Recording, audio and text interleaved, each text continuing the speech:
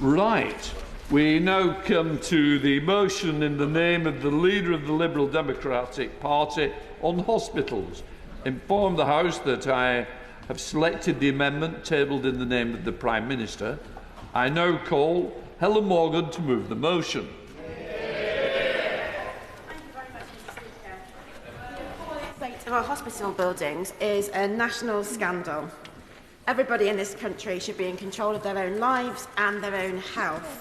And that means everybody should get the care they need, when they need it, and where they need it. But that can never be realised while so many patients are treated in settings that are grossly inadequate. From Shropshire to Cornwall to Cambridgeshire, Watford and Devon, patients are losing their dignity because of decisions taken by the Conservatives and the current Labour government's failure to rectify them. The Conservatives' record is one of starved repair budgets, sewage leaks, crumbling ceilings and bucket-strewn wards. It's an outrage that millions of people are waiting for treatment, and yet overcrowded hospitals have had to close operating theatres because they are no longer fit for use. Patients and the staff who work in hospitals deserve the dignity of safe, modern and clean environments. But instead, the last government shamefully chose to raid the repair budget to plug the gap in day-to-day costs as our hospitals fell apart. And now the new government, having been elected on what is increasingly looking like false hope, is pursuing a false economy by delaying the desperately needed new hospitals programme. Like so much of its agenda, having promised so much, the government is delivering so little and betraying those who put their faith in the Labour Party. Farmers who were fed up with the Tories, who took them for granted, have been hit by a tax grab on their families' futures. Employers who were promised growth and no new taxes have been whacked by an increase in national insurance, and patients who were promised new hospitals have had them taken away from them.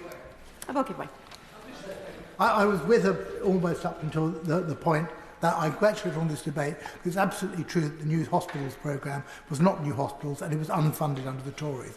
But it is being funded now under Labour, and I'm seeing, in the case of my hospitals, the Imperial Hospitals Trust, that money is being invested in that, and we're preparing for the major rebuilds of those. So perhaps you will give a little bit of credit to what the new government has done, as well as correctly identifying the shambles that we were left in. Helen Morgan. I thank him for his intervention. He'll be aware that there weren't 40 new hospitals, they weren't all hospitals, and there weren't 40 of them. But the issue we have here is that the start dates for many of the hospitals that urgently need rebuilding have been pushed back into the 2030s, long beyond the life of this Parliament. And the people who are served by those hospitals were promised new facilities, and they haven't had them, and that's devastating for those communities. So, if the Conservative approach was contemptible, Labour's approach has been to procrastinate. The cost to the NHS of papering over the cracks and keeping hospitals running past their natural lifespan is enormous. That's why the government must reverse the delay to the new hospital programme at once and urgently deliver the new hospitals that patients have long been promised. I will give way. Honourable Member. I thank the Honourable Member for giving way. I wonder if you can explain to me how spending £22 billion extra on the National Health Service this year can in any way be described as procrastination. It's important to recognise that the additional investment in the NHS, if you look at the numbers from the ABR, and I'm sure the gentleman has, it amounts to about £10 billion a year. Because of the cost of the national insurance hikes and the cost of compensating other public sector employers for those hikes. So the £22 billion is somewhat misleading.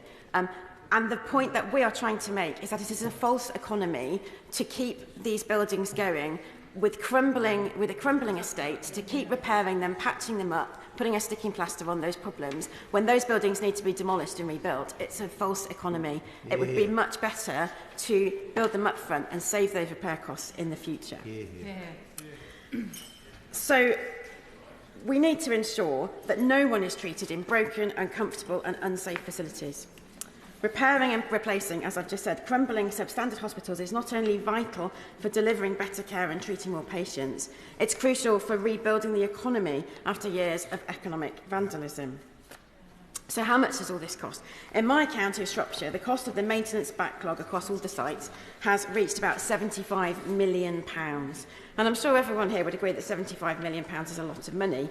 Indeed, it's so much that it's the total amount of capital investment the government has given for hospices this year. But in terms of hospital maintenance, it's a drop in the ocean. Hospitals like Torbay need more than £50 million to clear the backlog. Hospitals like Watford have a backlog of £63 million, I will in a moment, while Hull Royal Infirmary requires an eye-watering £70 million. Across England, the figure is a colossal £13.8 billion, and that is just to bring our existing hospital estate up to a minimum standard. And I'll give way to the gentleman. The honourable member is, of course, right that there is a huge amount of money needs to be spent, and a lot of that money goes back to the fact that in the 2010s, as Lord Darcy tells us, £37 billion less was spent on hospital buildings than should have been spent. Could you perhaps remind me who was in government in the first half of the 2010s? Helen Morgan. The honourable gentleman will be aware that there has been, that when you come into government and have to clean up the mess left behind by the previous government, you have to make some very difficult choices, and it is the job of the opposition to point out where they would make those choices and where they would do take different options. We would invest to save money in the long run rather than frittering money away on a repair bill for buildings that need to be demolished. It is not sensible to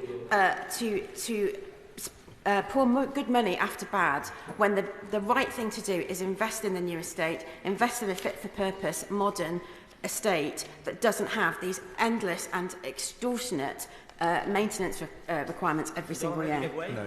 I'm going to make some progress, if that's okay. That's right. So, at North Devon District Hospital, the ducting of the ventilation system that serves the operating theatres hasn't been changed since it was installed in 1979 and can't be replaced due to the ceiling height and the asbestos that's present there. As a result, all operating theatres have been non-compliant with NHS England buildings guidance since 2007. Now, the good people of Devon clearly need a new hospital. They were promised they would have this by 2030, only for the Labour government to take this away and decide the change they need won't be delivered for another decade.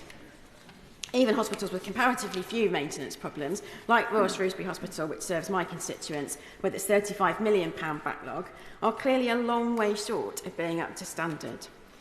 Now, I'm not going to go into detail again today about the catalogue of issues in Shropshire, the ambulance delays, the ambulance station closures, the waiting times for check-ups, scans and surgeries, the substandard state of cancer care.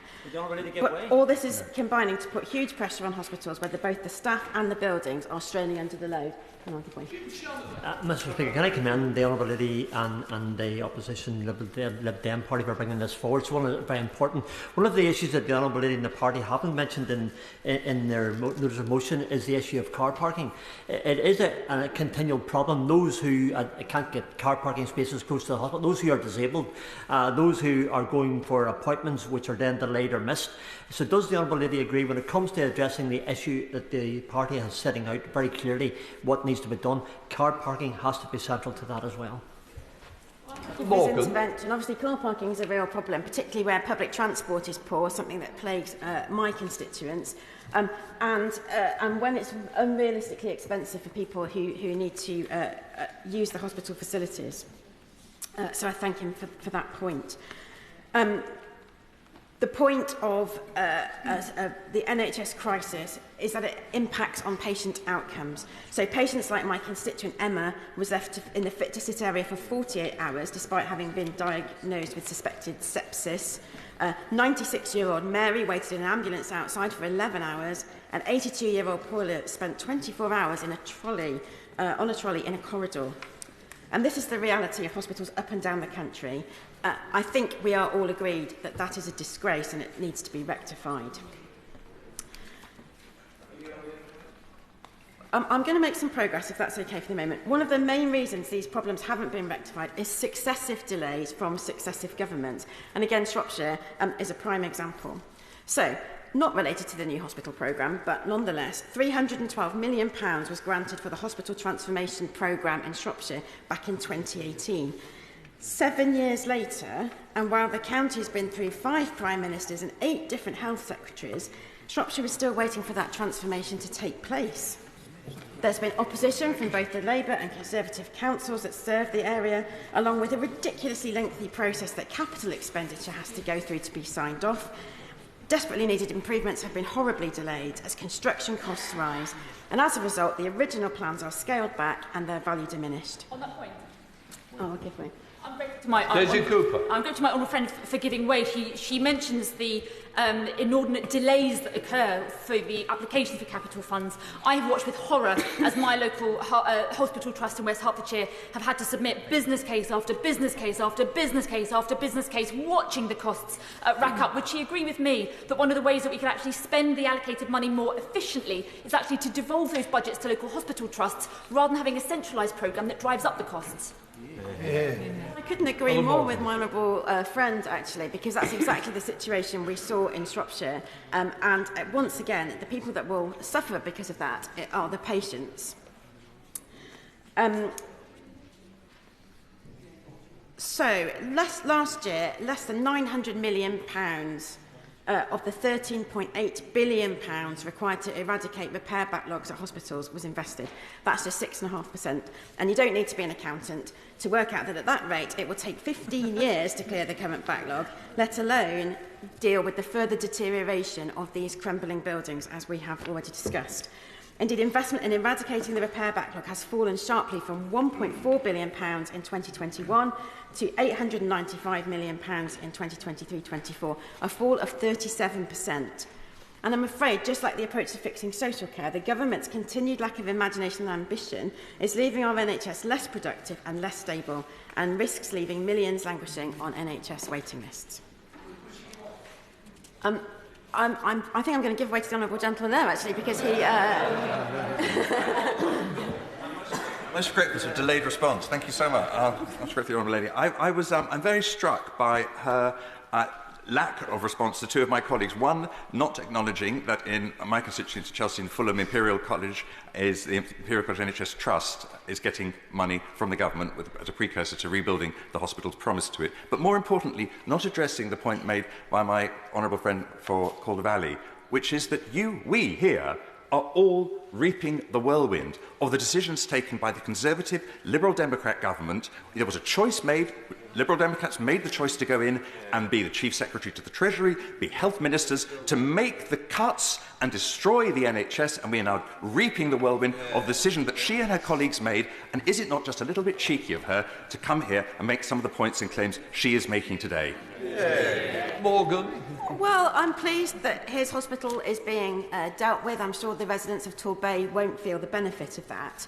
And I'm also slightly surprised that he thinks that the decade since the Liberal Democrats were in power has had no impact whatsoever. Yeah, exactly. And I did absolutely address the point that when you come into government having to clear up an appalling mess from the previous government, there are difficult choices to be made. His party knows that. They have voted, for example, to retain the 2-child benefit cap and keep 250,000 children in poverty, something in my party no one in my party has ever voted for. Yeah.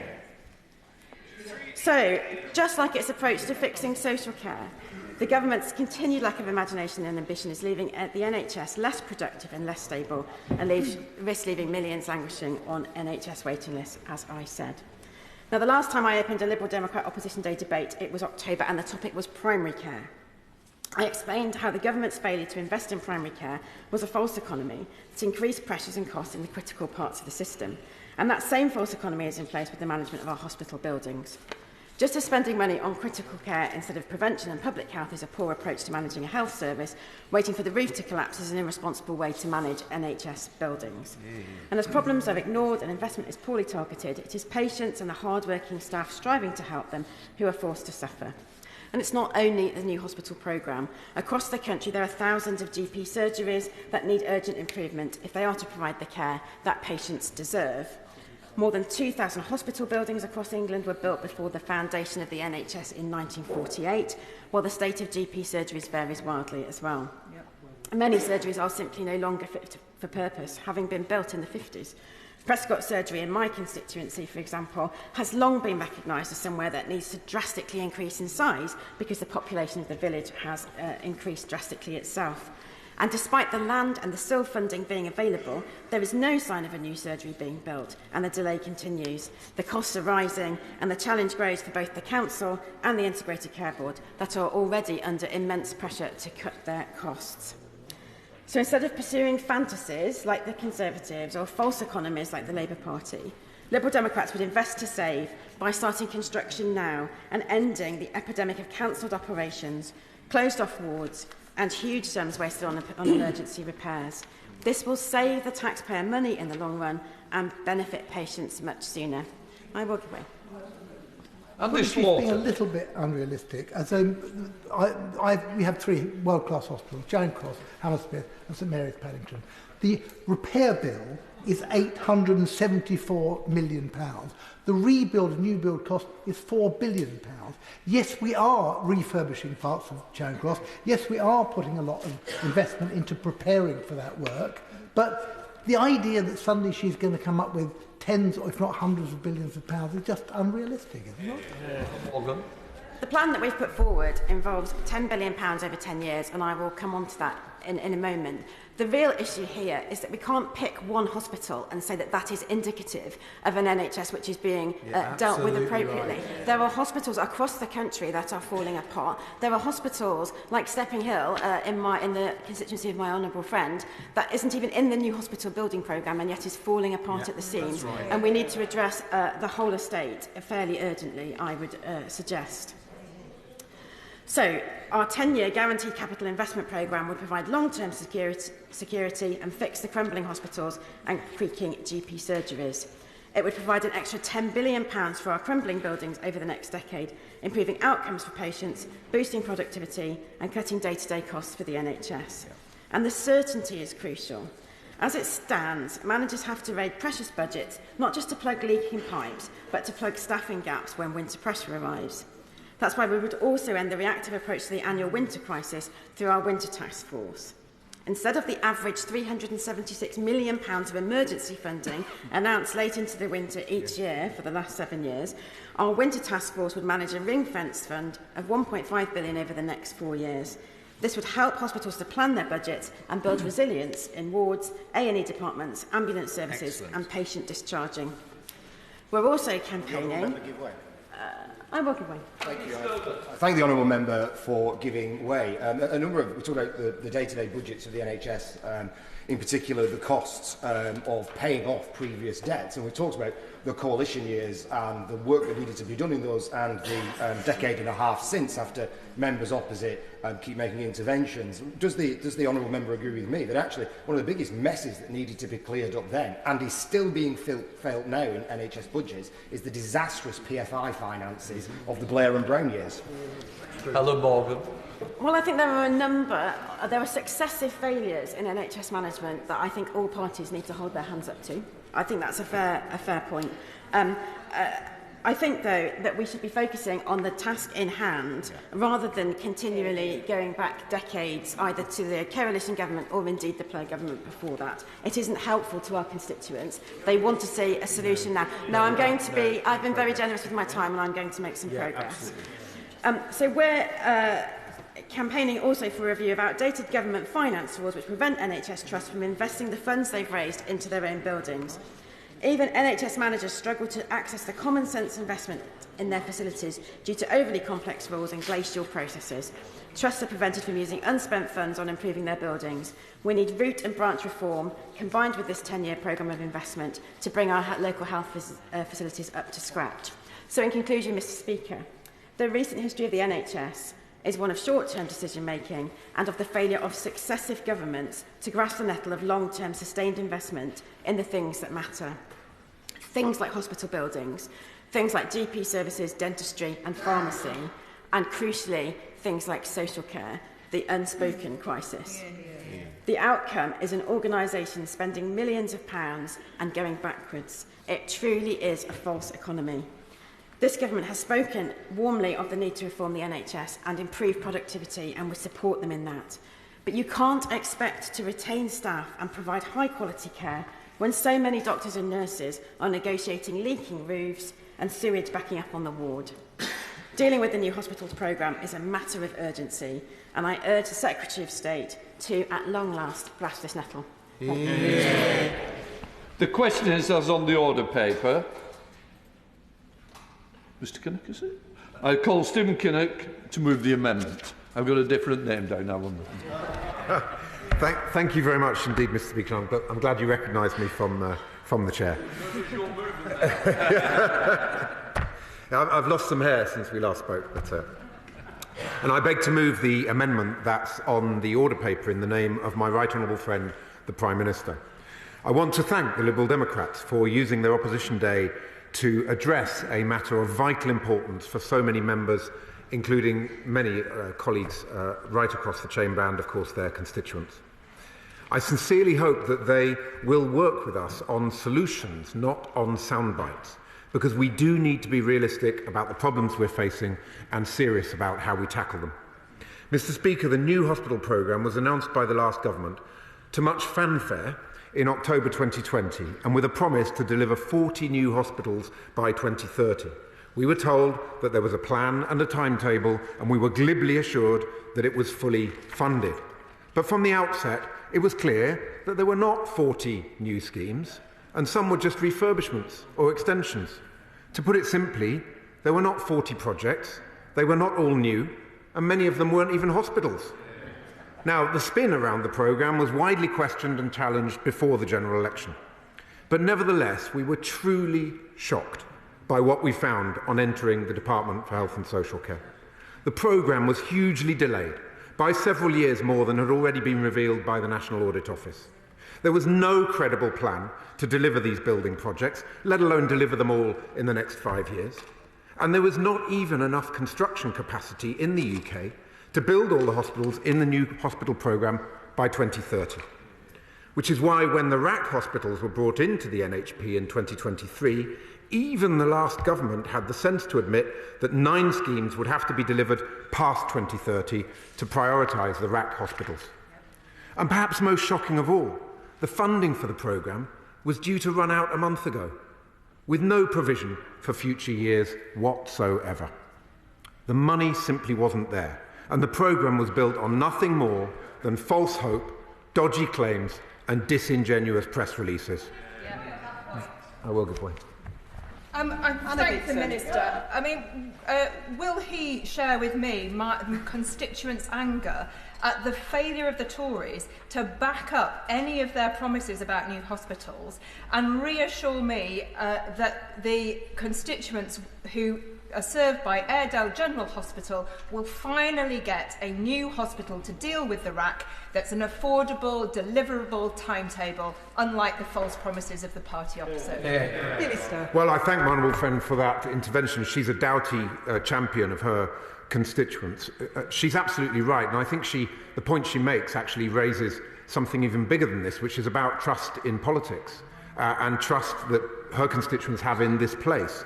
And that trust is fundamentally undermined by the disingenuous nature of what went on with this previous hospital programme. And I think the British people are grown up enough for us to be able to level with them and be straight with them and say this is credible, this is affordable, it's based on facts, not on fantasy.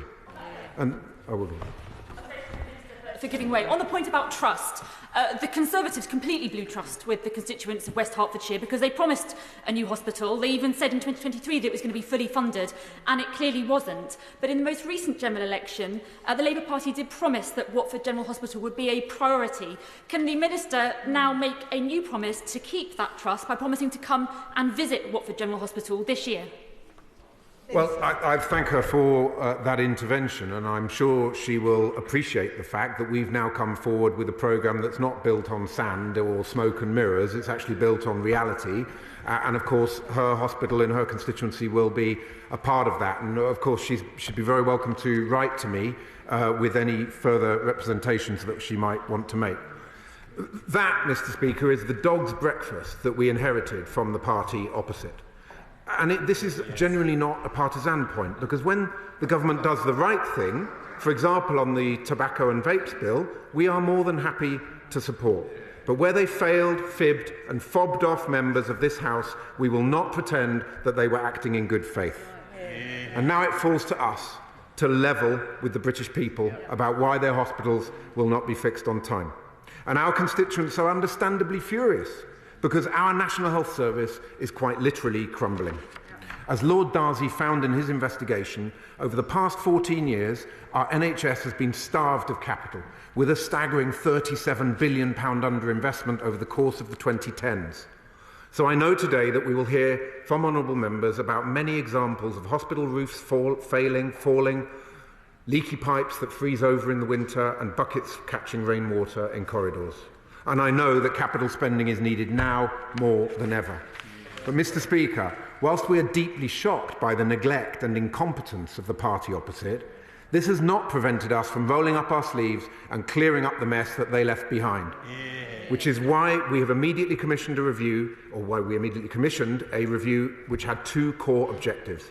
First, to put the programme on a firm footing with sustainable funding, so that all the projects can be delivered to a realistic and affordable timetable. And second, to give patients a realistic, deliverable timetable that is based on facts rather than fantasy. I thank for giving way. He talks about realistic timeline. I think that's really important. My constituent in Harlow were promised a new hospital when clearly there was no money, there was no business plan, and there wasn't even the site made available for the new hospital. So would he agree with me that this is so important for the trust that we want to get from our constituents, certainly Harlow, we have a realistic time plan that we can actually meet? Well, I thank him, and he's also a doughty champion for his constituents. We have to recognise that with each brick that we build in the new hospital programme, I hope that we'll start to rebuild some trust with his constituents and between his constituents and this place. And I think he's absolutely right to point out that it's much better to have a realistic programme rather than one that is built on smoke and mirrors. Now, officials reported on the review in the autumn and set out a range of options for a more realistic timetable for delivery. And in January, my right honourable friend, the Secretary of State, announced a 5-year waves of investment, backed up by up to £15 billion of investment over consecutive 5-year waves, averaging £3 billion a year from 2030.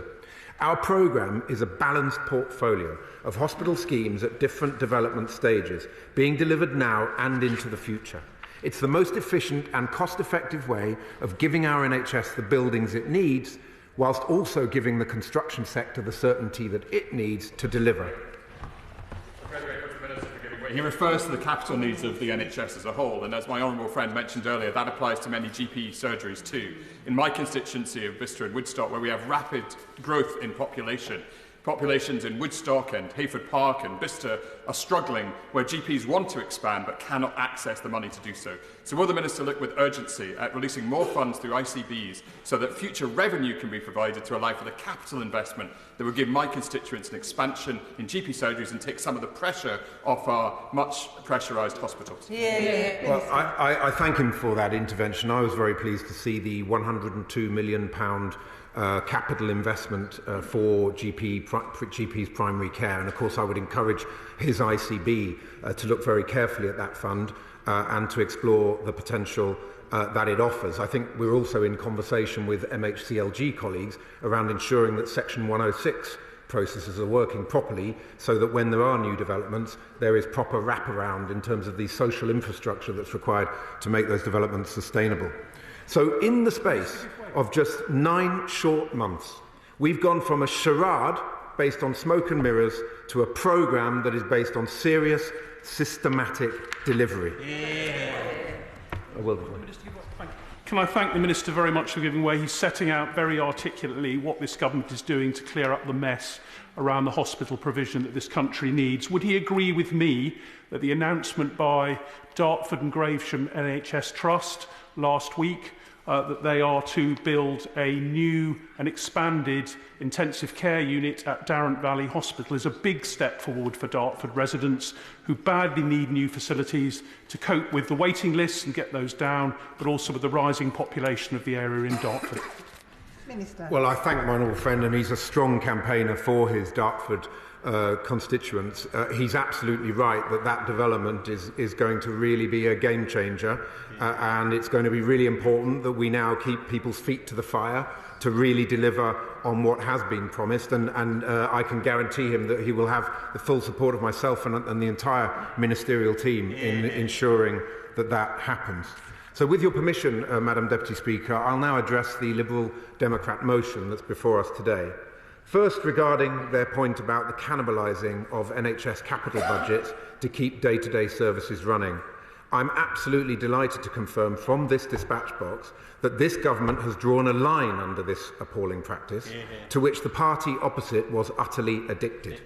That the Treasury has now new fiscal rules to prevent this from happening again, and that capital spending is safe in our hands. Secondly, on the point about reversing the so-called programme that we inherited on the 4th of July, well, I hope I've made it clear that that whole sorry mess was a work of fiction. So it's not a question of reversing anything, as they say in their motion, because there was nothing to reverse. Instead, we've gone back to the drawing board and systematically designed and built a completely new programme and a completely new approach. Regarding the... My friend for giving way, and as somebody who had to put up with, I think it was 7 photo opportunities by previous Conservative ministers, including one sat on the opposite benches now, coming and proclaiming that they were rebuilding Whipps Cross Hospital from money that didn't exist. It's very clear what needs reversing is the Conservative chutzpah that somehow they are the ones who are championing change on reforming PFI, because those of us who spent years trying to persuade government ministers that we could reform the disgraceful spending on PFI, particularly the PF2 schemes brought in by the previous Conservative administration, where we were seeing £2 billion a year in some trusts being spent on repayments, more than they're spending on drugs, is one of the ways where we could get some money for the new hospital. So will my honourable friend agree with me that it's this government that understands good public finances rather than the opposite benches? Well, my honourable friend is a relentless campaigner for her constituents, and she's absolutely right that there was simply government by press release. So many aspects of policy were based on making announcements and making unfunded spending commitments. And what we discovered when we came into government was a £22 billion black hole in the public finances, largely based on promises that had absolutely no funding attached to them whatsoever. And that is the sort of behaviour that undermines trust in politics. So regarding the proposal from the Liberal Democrats to create a task force, what I would say is that we have excellent teams working on the programme and they are getting on with the job. We really don't have a second to waste, and setting up a new task force would simply mean further delay and distraction into process rather than a laser focus on delivery. Mr. Speaker, Madam Deputy Speaker, sorry, I know members across the House share my outrage at the almost £14 billion backlog maintenance bill facing NHS trusts after years of historic underinvestment. I understand that many here today are concerned about the condition of the health facilities that are serving their constituents. And I wish to reassure these members that my right honourable friend, the Chancellor, has given us the funding to begin reversing the trend of decline started under the last government immediately. This financial year, we're backing NHS systems with over £4 billion in operational capital, a life-saving cash injection of £750 million of targeted estate safety funding as a vital first step towards fixing our crumbling estate, and £440 million to tackle crumbling rack concrete, keeping staff, patients and their families safe. We are empowering systems to manage their capital allocations locally and assign funding to local priorities, ensuring money is spent as effectively as possible, as soon as possible. Well, my local hospitals were evicted from the new hospitals programme when the RAT schemes came along. There was nothing to delay. There was no money there at all. Would the Minister now recognise that there's some very innovative schemes going on locally? So we in Imperial Healthcare Trust are pairing with Paddington Life Sciences, with Imperial College in South Kent White City, and with the Hampshire and Fulham Industrial Strategy to maximise the available resources so we can rebuild 3 world-class hospitals. Well, I thank him. He's making some very strong points on behalf of his constituents, and we'd certainly be very happy to work more with my honourable friend around some of those innovations. What we see so often is that hospitals are anchor institutions alongside universities for driving forward innovation, harnessing the power of technology, and indeed contributing to the government's growth mission. So there's huge opportunities there, and I'd be very happy to explore those further with him. Despite overwhelming support, the Coventry and Warwickshire Integrated Care Board has decided to cut all beds at the Helen Badger Hospital in Shipston-on-Stour, a community hospital at the heart of a rural town, an anchor building and community hospital. Does the Minister agree that cutting vital services like this is unacceptable, but that community hospitals play an important role in rural areas by providing equality of access to our health services?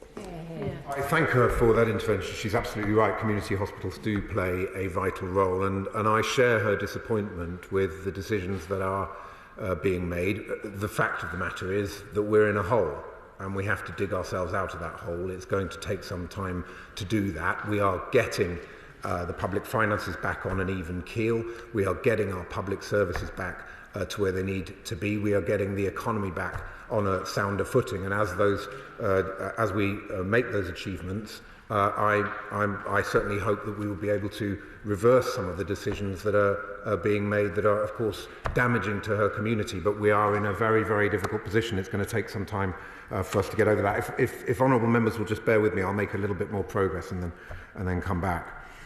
Now, many Liberal Democrat colleagues have made the argument that with hospitals in the state they're in, it's more important than ever to have a robust social care system in place.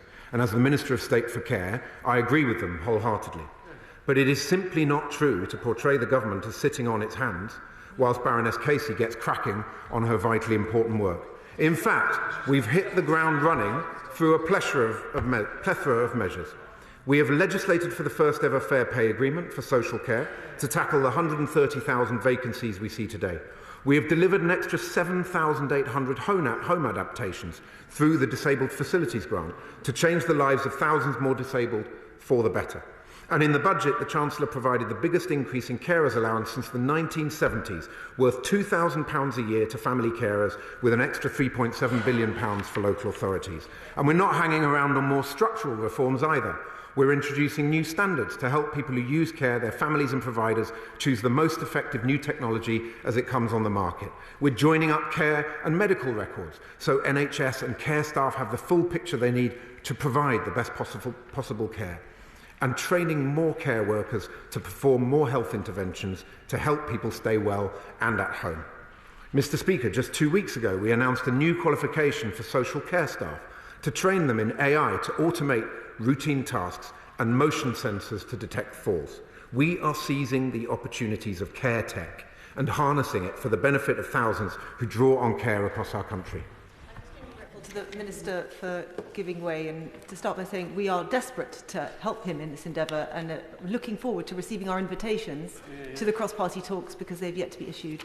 But today in front of the committee we heard from an organisation called Think Ahead, which is the only organisation in the country that trains mental health social care workers. I've just heard that DHSE is not refunding them. Can he explain why? Well, I thank her for that intervention, and Baroness Casey is absolutely working at pace in terms of getting the Commission up and running, and that will be happening this month. We'll be launching this month. On her point about Think Ahead, I think the fundamental challenge that we have with the Think Ahead programme was its relatively high unit costs. And so what we're looking at is ensuring that we deliver value for money for the taxpayer. I'm sure that's an objective that that she would share. And we have to ensure that we deliver a programme for mental health social care work that is not only delivering the best possible outcomes for our communities, but is also delivering the best possible value for taxpayer money. So a lot has been done in the 9 months since the election, but there's a huge amount more to do. And this government is getting on with the job. Alongside this work, the government is putting record levels of investment into healthcare, with capital spending rising to £13.6 billion over this year and next. This includes £1.5 billion for new surgical hubs, diagnostic scanners and beds across the estate, and new radiotherapy machines to improve cancer treatment. Over £1 billion to tackle RAC and make inroads into the backlog of critical maintenance, repairs and upgrades across the NHS estate, and over £2 billion to be invested in NHS technology and digital. But we're also taking the pressure off our hospitals with care in the community. And I'm sure that the whole House will welcome the fact that we've recruited 1,500 extra GPs onto the front line. Thank the Minister for giving way. Coming back to community hospitals, I came here on a basis of trying to save Teignmouth Community Hospital, which has been under threat of closure. The reason it's being closed is because Torbay, its parent hospital, has such a massive maintenance backlog. It cannot afford to maintain Teignmouth Hospital and Torbay, so it's shutting down community hospitals. In Devon, we have just 3 principal hospitals: North Devon, which we understand is under pressure, Torbay under pressure, and Exeter. We need the community hospitals as well. Will the Minister stop them from shutting Teignmouth Hospital in a way that will maintain it for when it can be rebuilt? Well, I thank him for that intervention. Of course, these decisions are the responsibility of ICBs to take. The ICB is having to balance across a range of pressures, as he rightly points out, created largely by the neglect and incompetence of the previous government. So it is now going to have to be a question of ICBs having to cut their cloth to make the finances work with the very limited resources that they have. And I'm afraid that that is symptomatic of the mess that we found when we took over on the 4th of July. Thank you, Mr. very much. The Royal Sussex in my constituency is in desperate need of a new cancer centre, and I'm delighted it's been added to Wave 1. I'd be even happier if the Minister could also add a new A&E department, but we'll come back to that another day. Because isn't the reality this, that we all want to build these new hospitals, but we've all got to be honest with the public about how we're going to pay for it. Yeah. And the Liberal Democrats just never are, and this motion isn't. Because this is a multi-billion-pound commitment to bring forward construction dates. And all the motion talks about is creating a task force. Isn't that fundamentally unserious when this should be an incredibly serious issue that we put forward proper proposals on? Minister. I thank my honourable friend for that intervention, and he's an outstanding champion for his constituents. I think I did note the point he made about A&E as well. That was nicely done.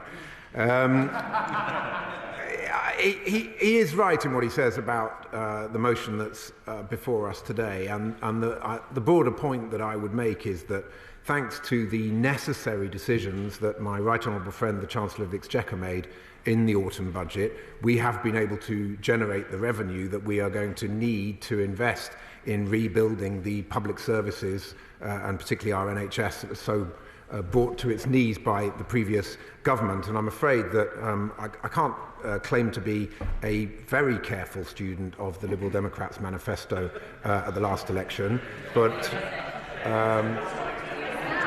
I did notice that I think their revenue-generating measures came to about £8.4 billion, which last time I checked was quite significantly lower than the £23 billion that were raised from the Chancellor's budget. So I do think the Liberal Democrats should probably get their calculators out and figure out exactly how they're going to generate this revenue, rather than criticising us constantly for the decisions that we've taken. Now, we are absolutely... I'll just make a little bit more progress if I can. We are absolutely committed to rebuilding our NHS and to rebuilding trust in government. We will never play fast and loose with the public finances, and we will never try to pull the wool over the public's eyes.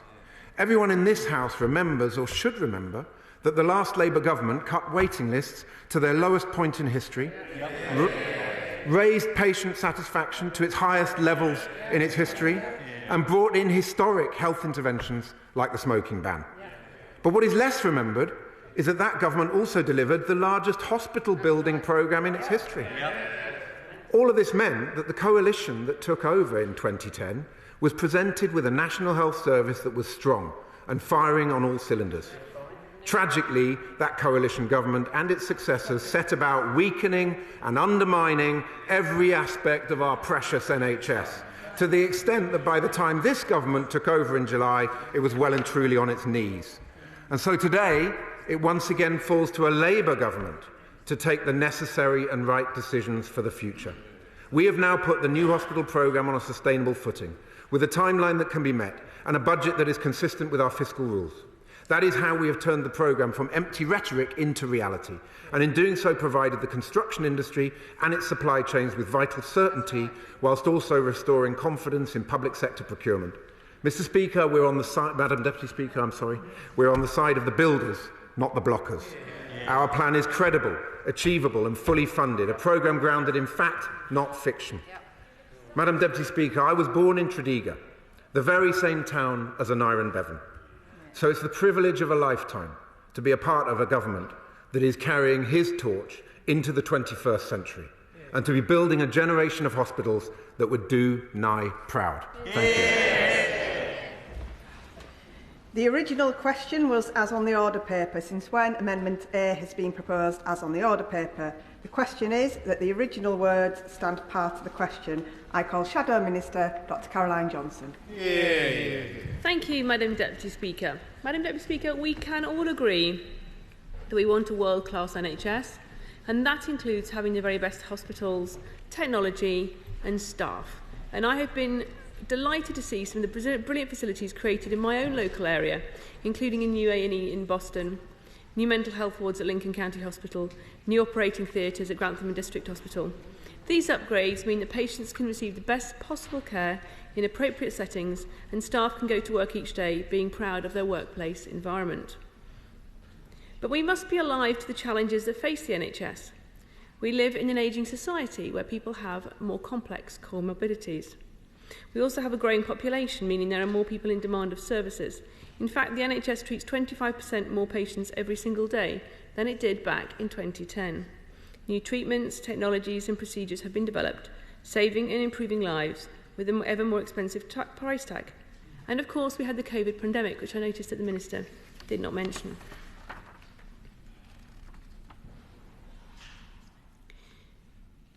According to the King's Fund, in 2023 prices, spending on Labour's capital in Labour's last year in office in 2009-10 was £6.9 billion. In 2023, that had nearly doubled to £11.4 billion. And even before the pandemic, capital spending was nearly £1 billion higher than when Labour left government.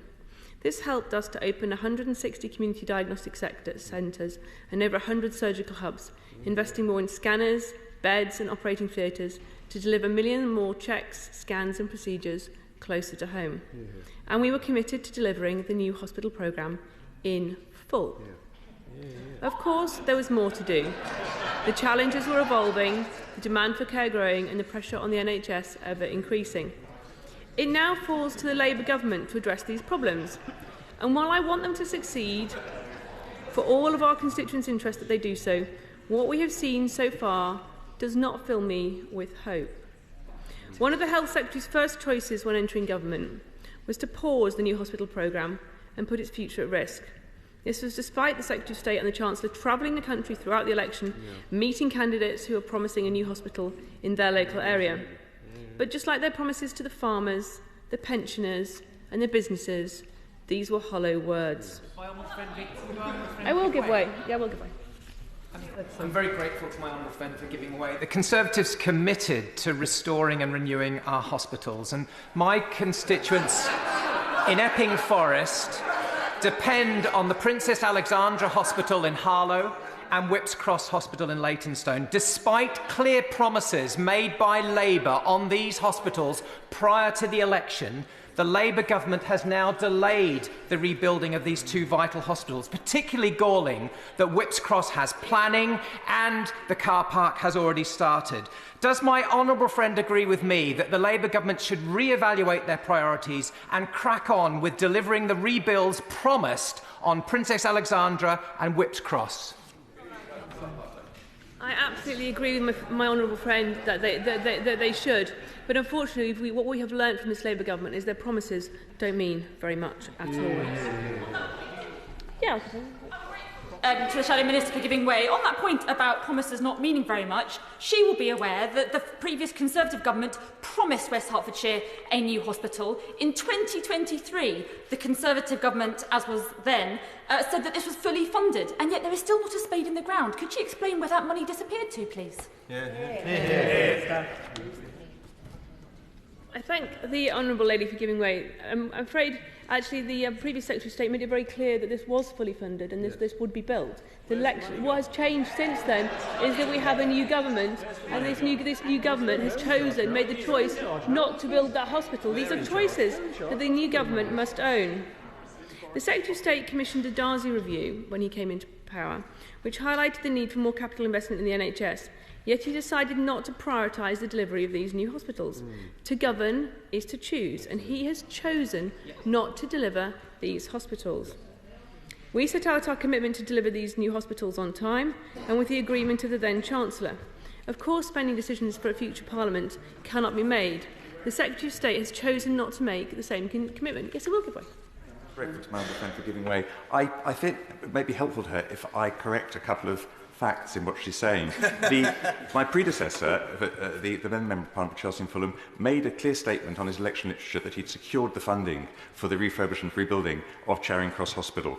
On coming to power, I spoke to the Chief Executive of the hospital. He said he'd had no such reassurance from the government.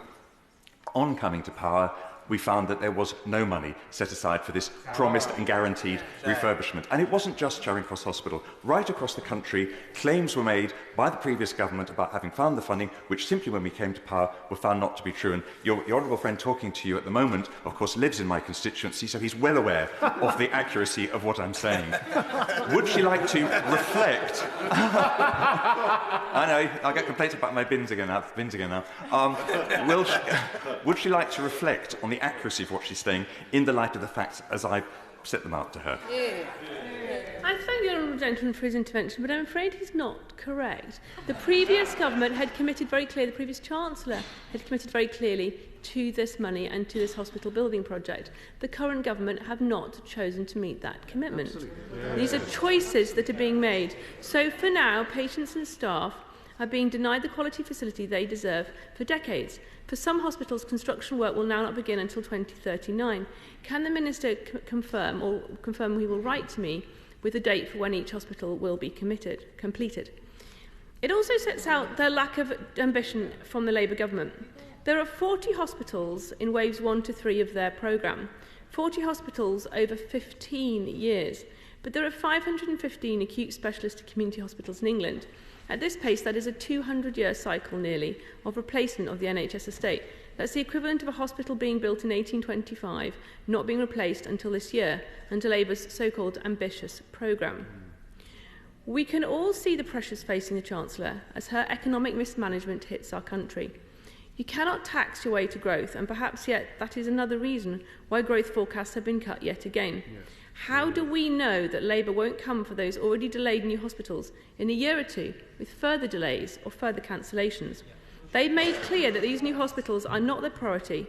Will the Minister give us that guarantee? I will give way. Go back to Charing Cross for a moment. In 2012, it used to be the main hospital in my constituency before it went to my honourable friend. The Conservative government proposed to demolish it. It took a 7-year campaign by residents to get a reprieve. It went into the new hospitals programme, and then it came out again under the Conservative government in 2023 because the RAC hospitals went in. That's their history. Has she been living in a different world for the last decade? Because it's been one of not just underfunding, but threats to demolish and close hospitals and then to remove them from a programme they invented. It's only now that it's actually in a viable programme and it's getting the help and support it needs to be the world-class hospital we know it to be. Shadow Minister. I thank the Honourable Gentleman for his intervention. I confess to not being terribly au fait with a particular hospital of Charing Cross back to 2012, which was before I was elected. It's not a hospital I have personally worked in as a doctor. But I'm advised it was Jeremy Hunt, when he was Health Secretary, that kept this open. Absolutely. And I'm sure that his local residents will be disappointed that this Labour government have chosen not to rebuild it till 2035. Will Labour, in an attempt to fill the black holes of their creation, return to PFI contracts to bridge the gap between the spending they want and the fiscal situation that they have created. I saw firsthand the disastrous agreements that were reached that led to extortionate costs and ridiculous inflexibility. To give just one example, I remember being very pleased to get myself my first office of my own as a doctor when I was promoted. And I was given a desk, a computer, thank you, and a whiteboard.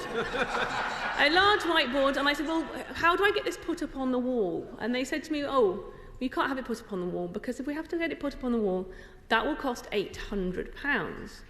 This is more than a decade ago, £800. And I thought to myself, why is it costing £800? I'll go and get some no-nails from the local hardware store and I'll put it up myself. Oh, you can't do that because it's the deal that was negotiated. It's against the contract. In total, there were around 700 PFI contracts with a capital value of 57 billion and around 160 billion still to be paid for their use and maintenance. During COVID in 2021, analysis from The Guardian found nearly £500 million was being spent purely on interest charges. This is money that is not being spent on patient care and a long-lasting legacy from the last time Labour were in power and they were trying to get around their fiscal rules. These were fundamentally bad deals, and we can see yet again that when Labour negotiate, the taxpayer loses. Despite 14 years in opposition, Labour came into office without a plan for what they actually wanted to do for the NHS.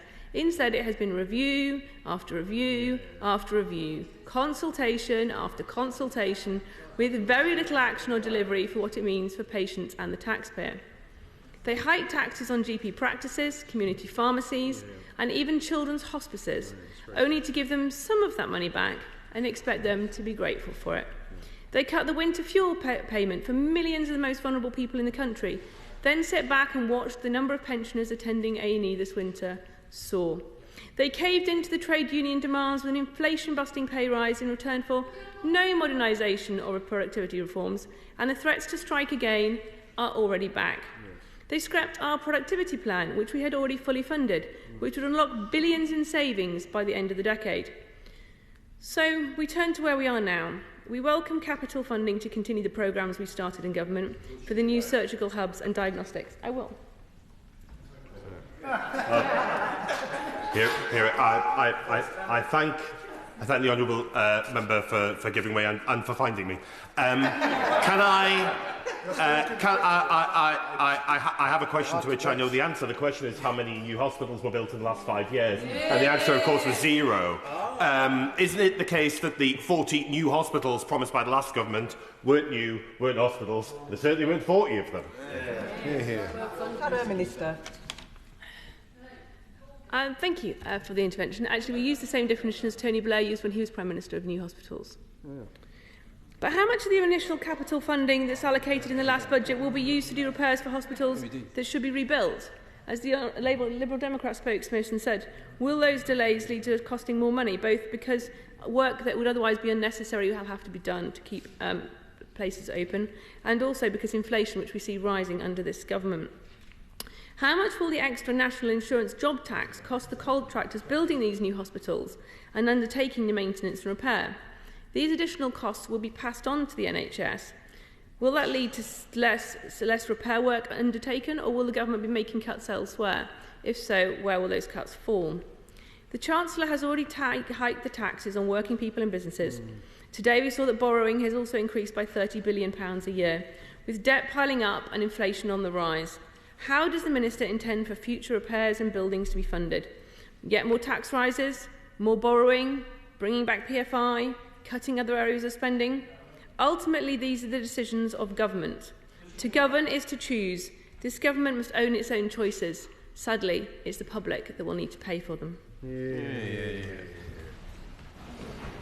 Before I call the first speaker, I am announcing an immediate 5-minute time limit for backbench speeches, with the exception of the Chair of the Select Committee. I now call Chris Curtis. Thank you, Madam Deputy Speaker. A few months ago, I stood in this House and told a story that, frankly, I wish I didn't have to tell. It was about my 91-year-old grandmother, the night we had to rush her to hospital with a suspected heart attack, only to be told on arrival that the average wait time was 9.5 hours. Our brilliant NHS staff worked tirelessly, but after 14 years of Tory neglect, the truth is painfully clear. Our health service has been pushed to breaking point, and my family did not get the urgent care we needed or deserved. But I know that my story isn't unique. I hear it time and time again, on the doorstep, in community centres, and in my constituency surgeries. There is a painful fear shared by so many that the NHS we all depend on won't be there when we need it most. And let's be honest about why this is. It's not because our NHS staff aren't working hard enough, far from it. They are heroes in every sense of the word. I will, yes. For giving way on that point about how brilliant our NHS staff are, and I asked him, does he agree with me, first of all, in commending my dad on his 40 years service badge that he got as an NHS staff member, has to be put on record, and secondly, on the government's laser focus on supporting NHS staff to stay in the NHS and work their way up the ranks and lead a fulfilled career serving our constituents. Thank my honourable friend for that intervention and for the work her family have done for our National Health Service, because it's not their fault that our NHS has been let down. It's because Tory government after Tory government, decision after decision, 14 years of Conservative mismanagement has hollowed out our health service. And I welcome the opportunity to discuss this important issue today. While I might not see eye to eye on everything with the Liberal Democrats, there is one truth we cannot ignore.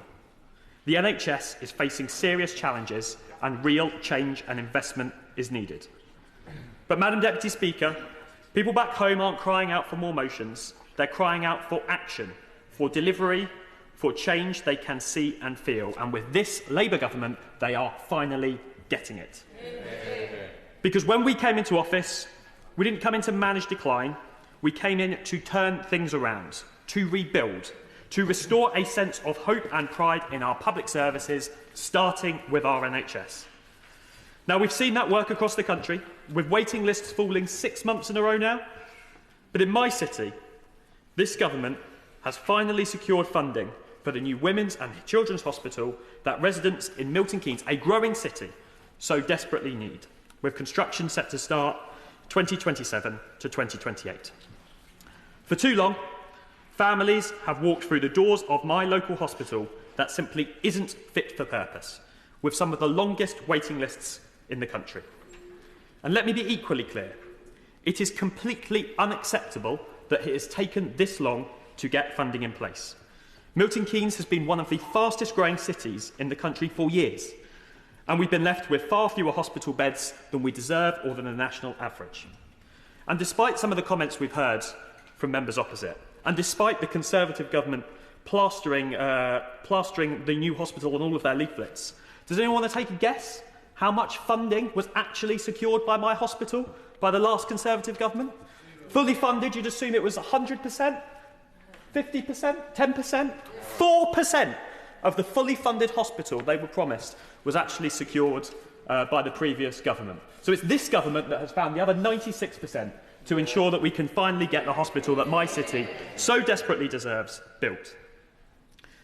We are now trying to deliver a hospital delayed not by local failure but by national diva, and thanks to this government I get to be the MP that delivers what Tory MP after Tory MP promised my city but failed to deliver. But, Madam Deputy Speaker, I'd like to ensure that we don't face further delays, not just because of the health risks to my city, but because of the cost increases. I've been told that every single month this project is held up costs an extra £700,000. That's £700,000 that could be invested in other important projects that have been mentioned by members across this House. One potential hold-up is the Hospital 2.0 programme, which I'm told still isn't complete. So can I ask the Minister to look at whether this important work doesn't hold up projects like in Milton Keynes that we know are ready to go. We need to fast-track through the Treasury to ensure that once the go-ahead is given, there are no further bureaucratic blockages, especially given we have a track record in Milton Keynes of building to budget and on timetable. Give us the tools and we will build the hospital.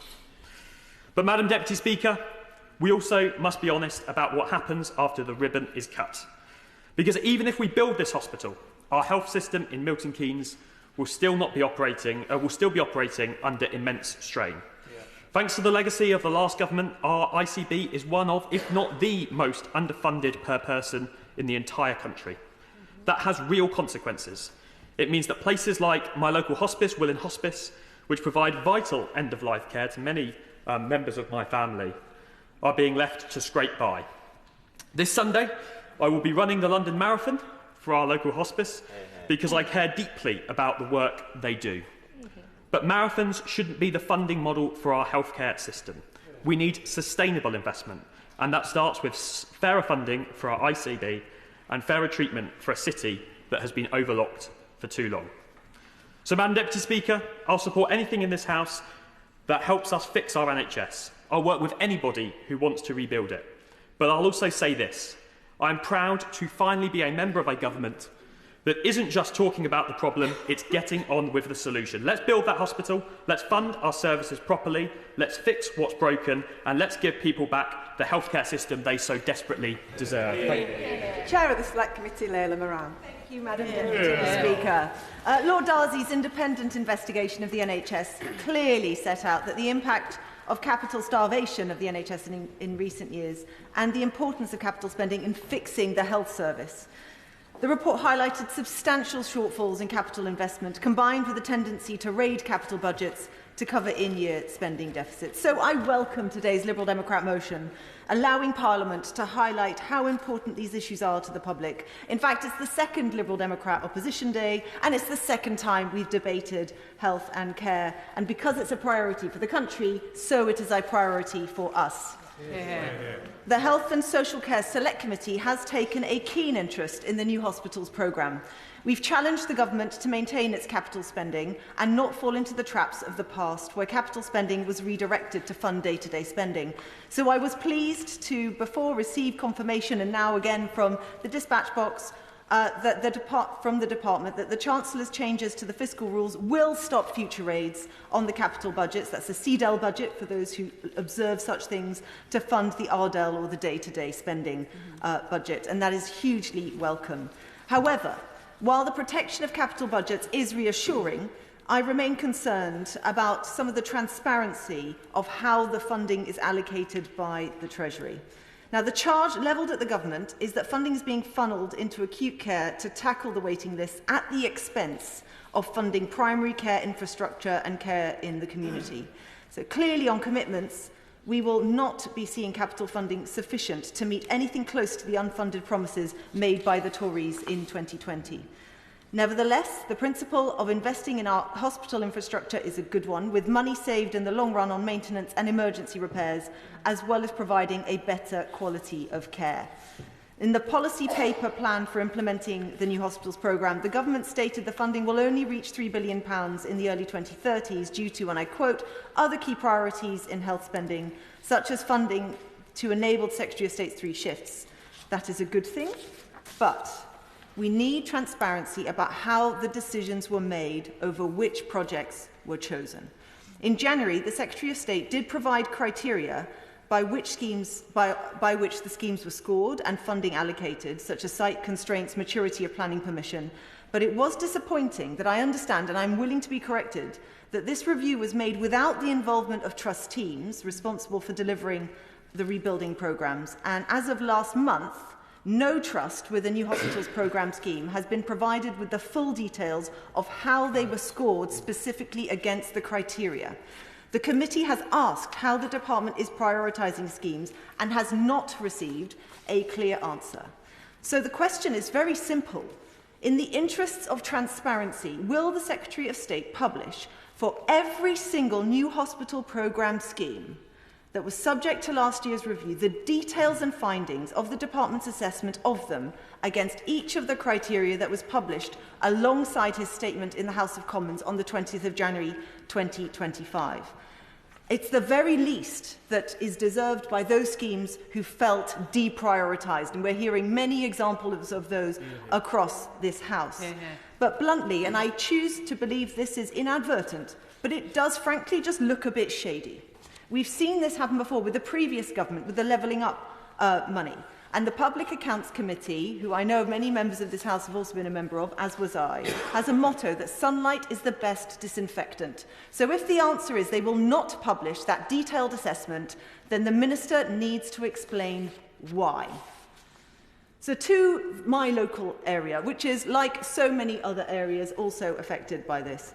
The John Radcliffe Hospital, which serves much of Oxfordshire, I visited it last year, and I saw firsthand how their capacity to deliver care is being severely constrained by the size and condition of the physical estate. In particular, we went to go visit the old site of the neonatal intensive care unit.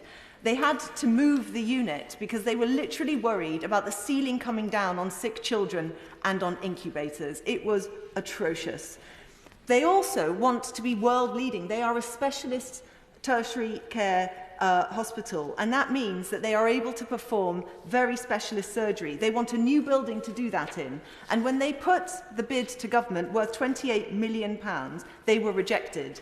So instead, they've gone out to seek private financing, and it's now going to cost the Trust £46 million to deliver the exact same building. Instead, would it not have made sense for the government to allow them to have even borrowed from government in order to build it and then pay it back from their own reserves over time? Think what they could have done with that £18 million. I will, of course, give way. And I know the John Radcliffe Hospital myself, as it says in my constituents. She's made a very powerful case about the amount of money that potentially been lost by it through the process. I do wonder, however, if she would reflect on the role played by her party, in particular the member for Kingston Surbiton, and the amount of money wasted on the disastrous top-down reorganisation of the NHS under the coalition government. That was quite the segue. I have to say, we're focused here on the capital estate. We all know that there were problems with the Lansley review, and in fact, I welcome the fact that it's being unravelled. I was pretty vocal about it at the time as well.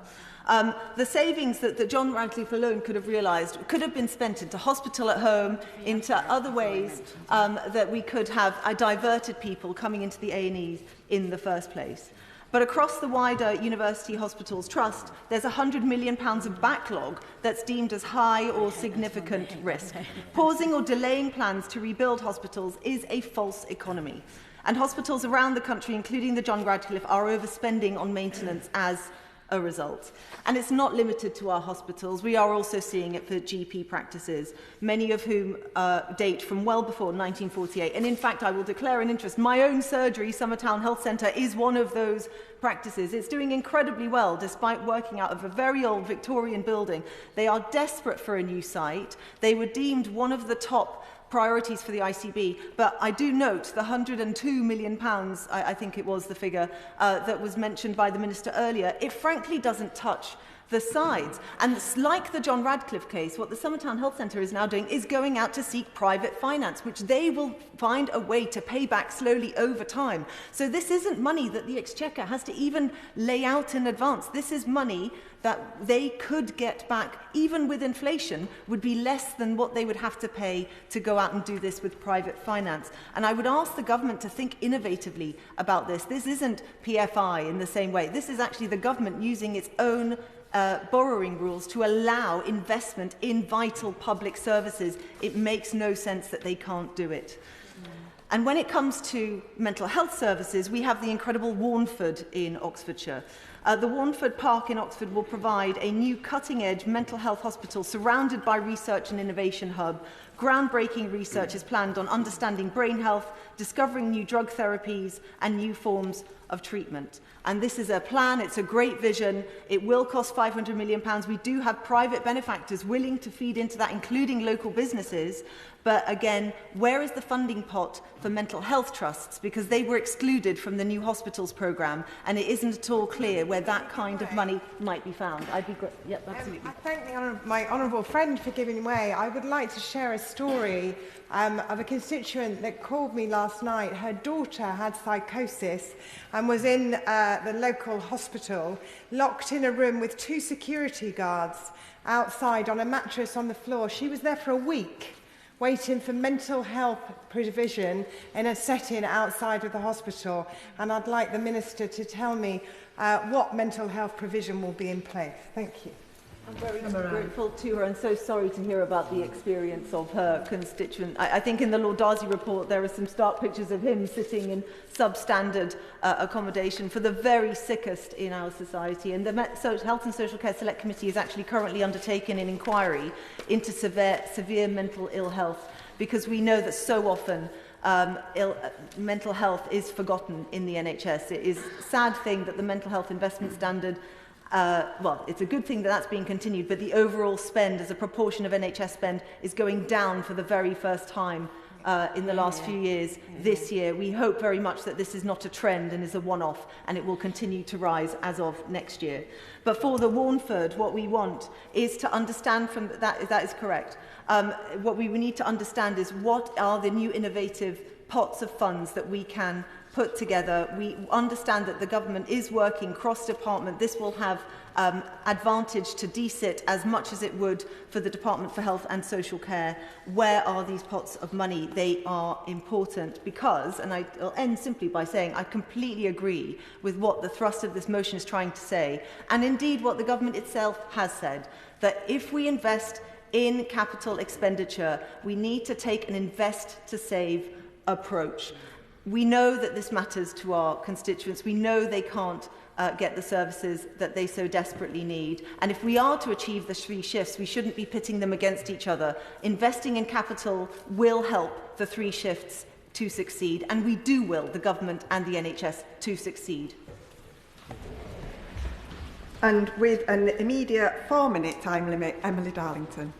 Thank you, Madam Deputy Speaker, and thank you to the Honourable Member for bringing forward this debate.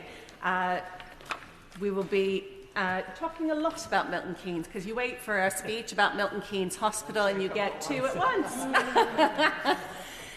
For me, it's a really personal story about Milton Keynes Hospital. For me, my family, my in-laws, unfortunately, I lost both my in-laws in the years leading up to me being elected to this place. And what I would like to say in terms of the care that both my family and my in-laws and my children have had is that the team at Milton Keynes Hospital, the staff, from the CEO to the consultants, to the doctors, to the nurses, to the porters, are all so professional. And the work that they have had to do to keep the NHS even going over the last 14 years is something that I'm sure every person in this House would want to join me in thanking their absolute persistence. I've been working closely with the hospital in my constituency for many, many years. As Deputy Leader of the Council in Milton Keynes, the Council had to step in when the government didn't. It was with funding from the Council that we were able to build the new cancer centre. It's with funding from the Council that we were able to build the new radiotherapy unit, which will open very, very soon. But it's also with a close working relationship with the Council that we have some of the lowest bed blocking in the country. With our teams integrated in that hospital, we make sure that people that are able to go home with a care package as soon as possible, because it is our belief in Milton Keynes, and it was my belief as Deputy Leader, that people want to be in their homes. But despite all of that, Milton Keynes Hospital has had some of the highest waiting lists in the country, despite all of the work. This is partly due to the 14 years of underfunding of Milton Keynes. But when you have over 30,000 people waiting for non-urgent elective operations, and 1,762 of them have been waiting for more than a year, these do not feel non-urgent. These are the cases that don't allow people to live a proper life, to play with their grandchildren, to go back to work as fast as they should. It has both that social cost and that economic cost. I'm pleased to say that under the investment done by this government to reduce waiting times, we have seen waiting times going down, but they are still too high. Now, unlike a lot of the other hospitals we're going to talk about today, much of the Milton Keynes issue is that we are the fastest growing area in our region. In fact, we are growing at double the rate of anywhere else in the Greater South East. That means our population is set to double by 2050 to 410,000 people. On average, 11 people move to Milton Keynes every single day. This is not a new thing in Milton Keynes because we have been developing communities and homes and businesses for quite some time under the leadership of the Labour Council. But what has failed in Milton Keynes time and time again is the investment that we need into our local hospitals. And it is this government and these MPs that will actually deliver something that was promised over and over and never delivered by the party opposite. Ian Roome. Thank you, Madam Deputy Speaker. Laying on an operating theatre, a patient at North Devon District Hospital in my constituency can take great comfort in knowing that they are surrounded by some of the most dedicated healthcare professionals in the world. But astonishingly, the operating theatre around them is little changed since it was first built in 1978. That theatre is barely 60% of the size the NHS now expects and cannot accommodate more modern equipment. Much of the air handling system and ventilation infrastructure has either never been upgraded or is simply beyond repair when it breaks down. This is a critical risk to patient care. North Devon District Hospital now has a maintenance backlog of £44 million, over £13 million of which is for the operating theatre alone. There are no independent providers and the next nearest NHS acute hospital is more than 40 miles away. The Trust says failing theatre facilities are the most urgent threat it faces during the next 5 years. Not 10, but 5 years. So what happens next? Well, we know what happens because this exact scenario struck Torbay Hospital in 2018 with failing air handling infrastructure, closing down a number of operating theatres and widespread cancellations of surgery for more than a year. North Devon District Hospital faces the same nightmare. Thanks to woeful behaviour by the last Conservative government, not a single penny was put in place to do something about it. Now the Labour government says none of the planned rebuild will not be delivered until after 2035. North Devon is one of 9 hospitals pushed right to the back of the line by the new hospital programme review, and the government is still failing to recognise the increased maintenance costs that will flow from that decision. Madam Deputy Speaker, if this government ignores the symptoms, the problems will only get worse. Our Hospital Trust has put forward alternative plans for a lasting refurbishment at North Devon District Hospital that would cost just £250 million, a fraction of what is really needed, but enough to keep the maximum number of operating theatres open beyond 2027 and avoiding spiralling costs down the line. Now, I must say, I thank the Minister for agreeing to visit North Devon District Hospital to see the facilities and to listen to the Trust Board's proposals, and I'm really grateful for you listening, Minister. But I urge the Government, seize the initiative, act now before it's too late. Colin Naismith. Madam Deputy Speaker, in 2020 the Conservative government announced the new hospital programme, and the Prime Minister at the time, known for his complicated relationship with the truth, said that spades were in the ground. But it's clear from their disastrous 14 years in power that you can't build on promises alone and you can't change the country on empty slogans. Yeah. Now, fast forward to today, and this Labour government have committed to building these hospitals, not just with words, but with cold hard cash and a credible plan for delivery. And I note that the Liberal Democrats appeared to try to draw some kind of comparison between the inheritance left to the coalition government with that left to this government by the previous Conservative government. And I just have to take the opportunity to remind them that the coalition government was left on the NHS the highest patient satisfaction on record and the lowest waiting lists on record. And I welcome the progress made once again by this Labour government, bringing down waiting lists 6 months in a row. I'm delighted that Leighton Hospital in my constituency of Crewe and Nantwich will be in wave 1 of the new hospital programme. Leighton has been in desperate need of an upgrade for some time, and building began for a new modular unit in January 2025, with some services due to move there by the summer of 2025. The original outpatients department at Leighton Hospital has rack planks within the roof, now well beyond their lifespan, and recent risk assessments have graded the condition as catastrophic, with an incident likely. And this compounds the betrayal of the empty promises by the previous government. This rebuild will mean that it can serve my constituents that desperately need medical facilities for many years to come, and the value of that is immeasurable. I also welcome the government's commitment to changing the way that we use health services.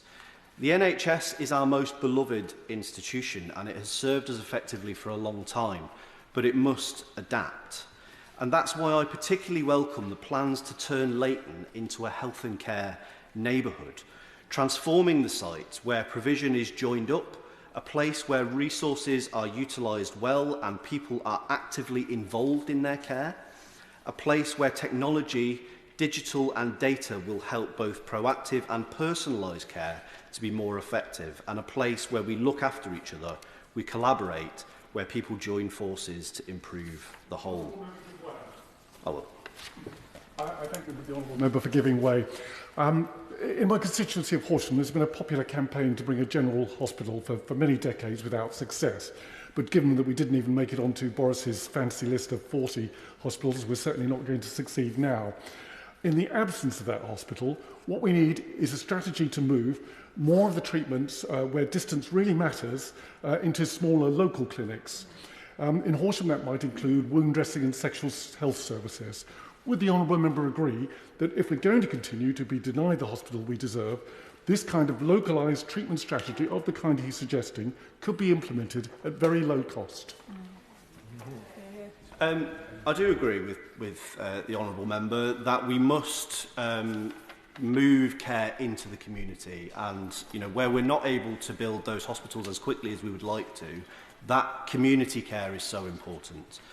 The NHS needs to be reformed to serve an ageing population, taking long-term patient care out of hospitals and putting care back into the heart of communities. We need more joined-up, proactive health and social care services, and we need to change our mindset from sickness to prevention. In support of this, the NHS Confederation set out in a recent report that working more at neighbourhood level, which this government intend to do, can improve people's health and well-being.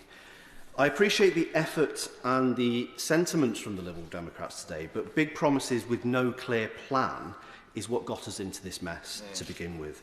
Empty words to gain votes have destroyed voters' confidence in our politics, and only a sensible government with a credible plan for delivery of its commitments will restore that trust. So I'm thankful that the approach from this government to set out a clear plan to deliver. The Labour Party is the party of the NHS. Back in the 40s, from the original conception of the service to the modern day, and I am confident, as we have seen through the example I've cited from Leighton, that this government will deliver for the British people. Rebecca Paul. Thank you, Madam Deputy Speaker. I am grateful for the chance to speak in today's debate and to be able to give voice to the frustrations so many of my constituents are feeling over the way their right to access quality healthcare has been deprioritised by this Labour government. Many of my constituents, especially those in the north of my Reigate constituency, are served by the Epsom and St Helier University Hospitals NHS Trust. To be blunt, the situation at the Trust today is simply not sustainable, clinically, financially or structurally.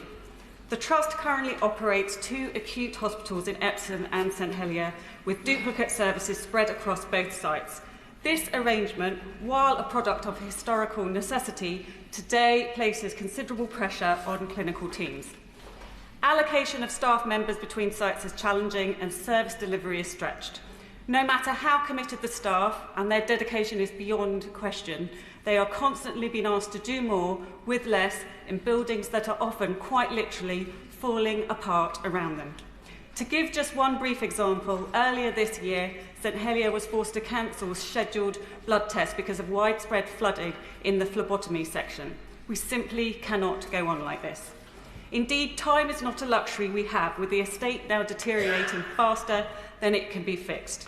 The Trust is spending millions every year simply to keep the most urgent problems at bay, patching leaks, coping with flooding and addressing the worst outbreaks of damp and mould.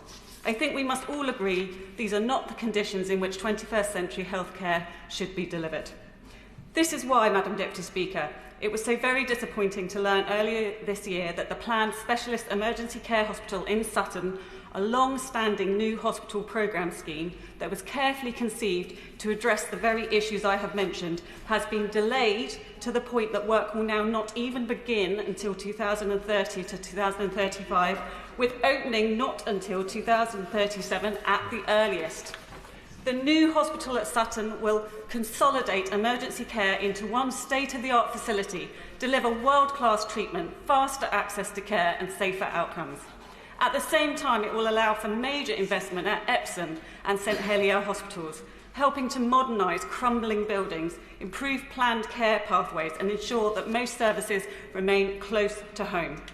Under the Trust plans, 85% of services would remain on the Epsom and St Helier sites, including outpatient care and diagnostic appointments.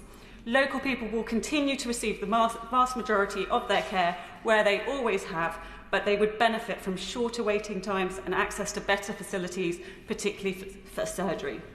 I passionately believe that the new hospital at Sutton is a once-in-a-generation chance to overhaul healthcare provision and ensure that my constituents receive the high-quality care they deserve in a timely fashion. On that point, would you give way? I would, of course, give way. I thank the honourable member for giving way. The new Sutton Hospital sits in my constituency of Sutton and Cheam. We were promised in 2020 by the former member for Sutton and Cheam that the hospital would be opened in 2025. Indeed, he continues to have that claim upon his website. Does the honourable member agree that the failure to deliver any new hospital in Sutton Borough, whether it be at Belmont or at St Helier, is entirely down to the failure of the previous government for not funding and not bringing forward the project whilst they were in power?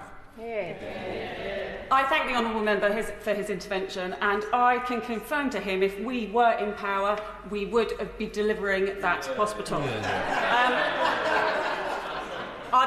To be very clear, Madam Deputy Speaker, the Trust is ready to move forward.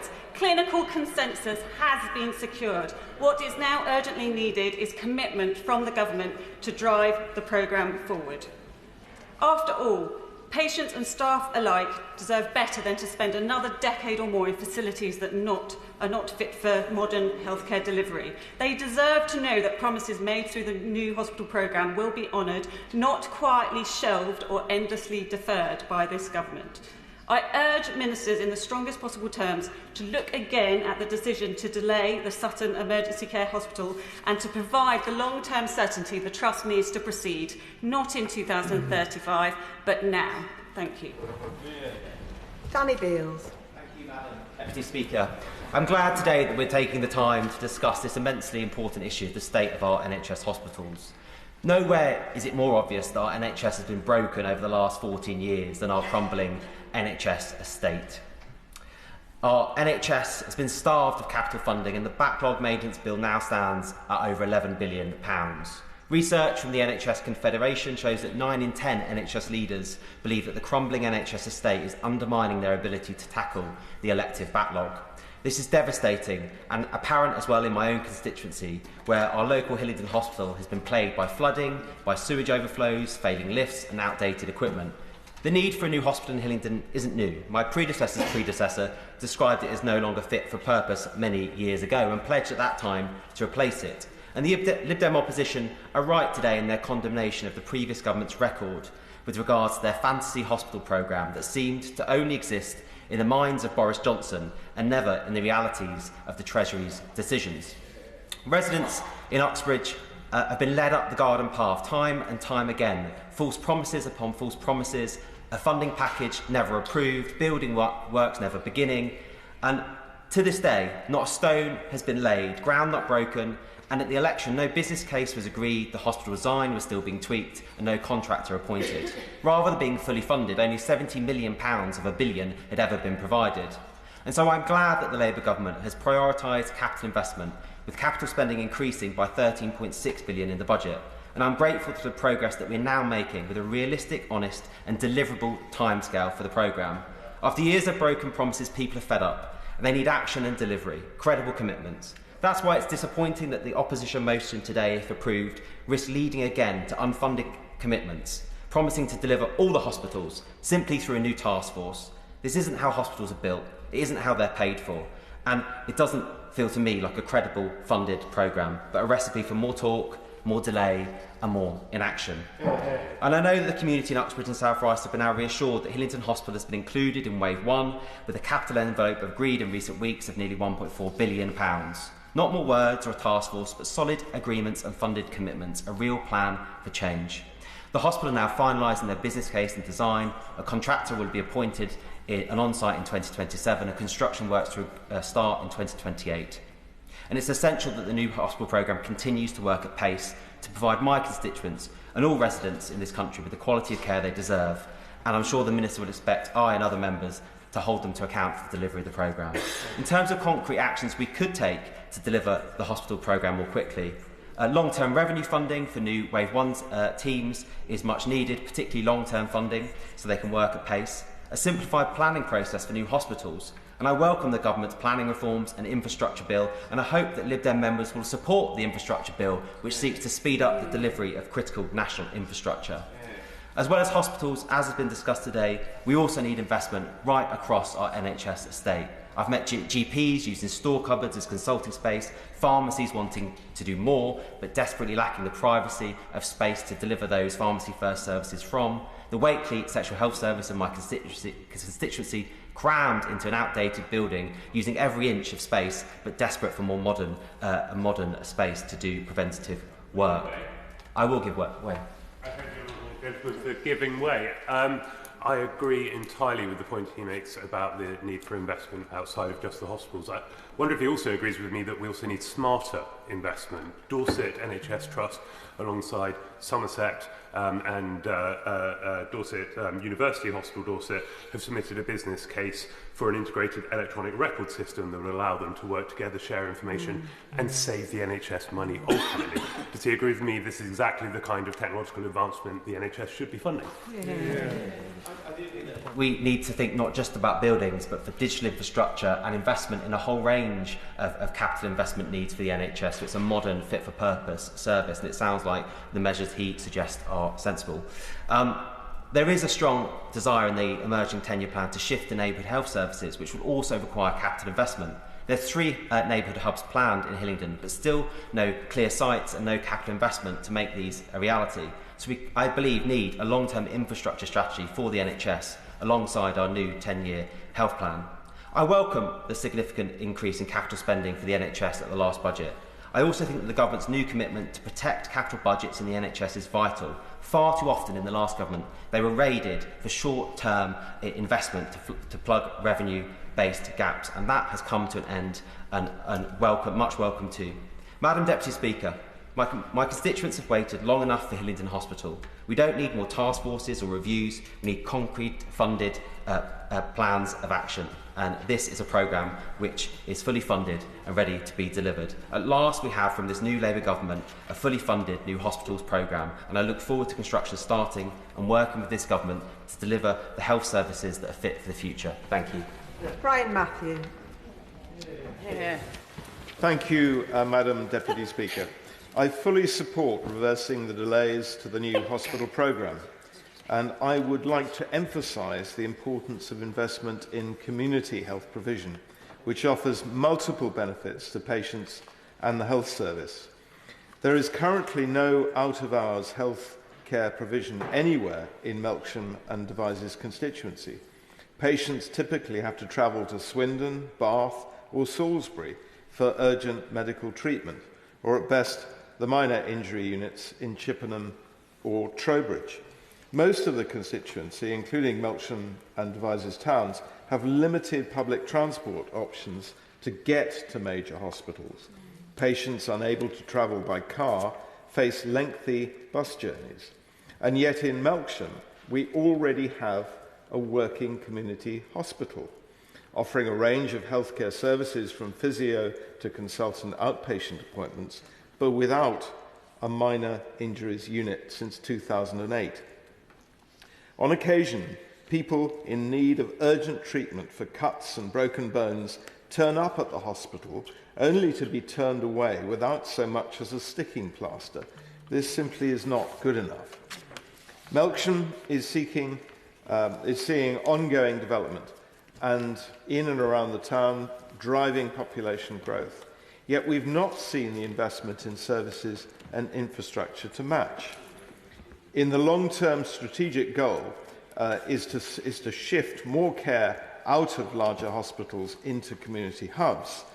Is there not a clear case to consider expanding services under underutilised sites such as Melksham Community Hospital?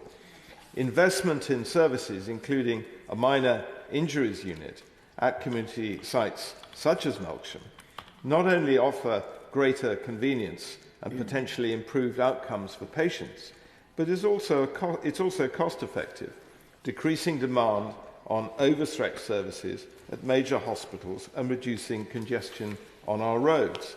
I hope very much that the Department will consider the compelling case for upgrading community hospitals, and I'd welcome the chance to meet and discuss with the Minister the specific case for Melksham and to bring representatives from the Friends of Melksham Hospital with me. Thank you. Andrew Cooper.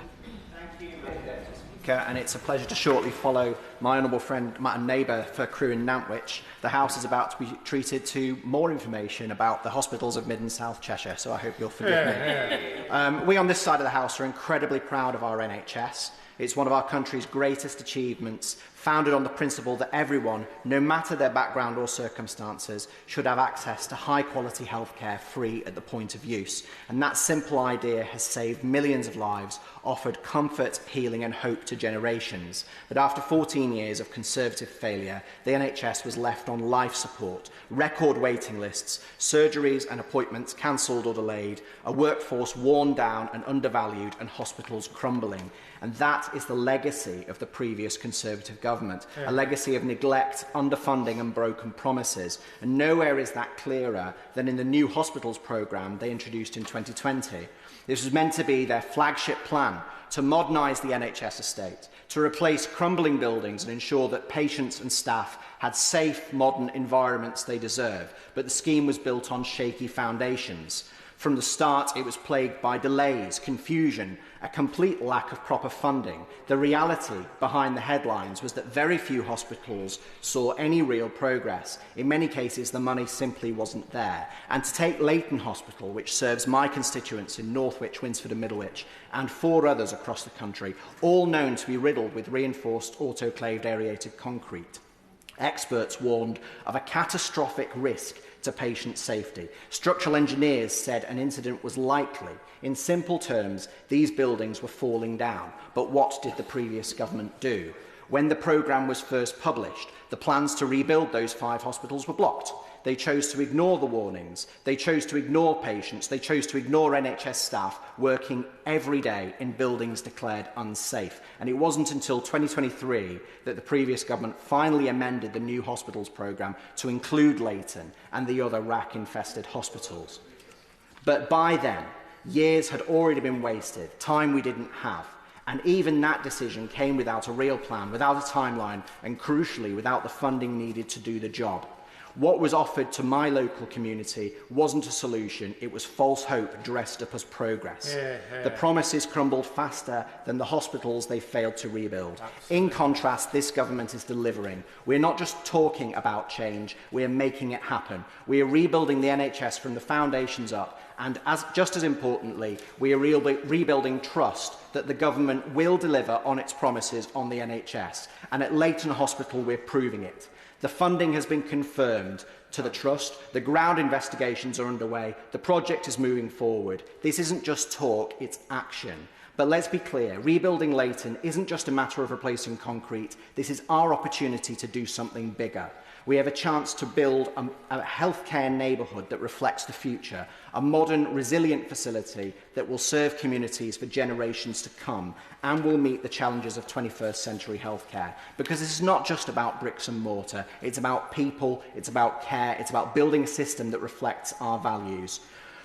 We are tackling the root causes of the crisis the Conservatives left behind. We're reducing waiting lists through more appointments, better use of technology and support for our overstretched staff. We're training and recruiting the doctors, nurses and carers of the future. And we're ending the sticking plaster politics of the last decade and a half and building an NHS that is fit for the future. Tim Farron. Madam Deputy Speaker.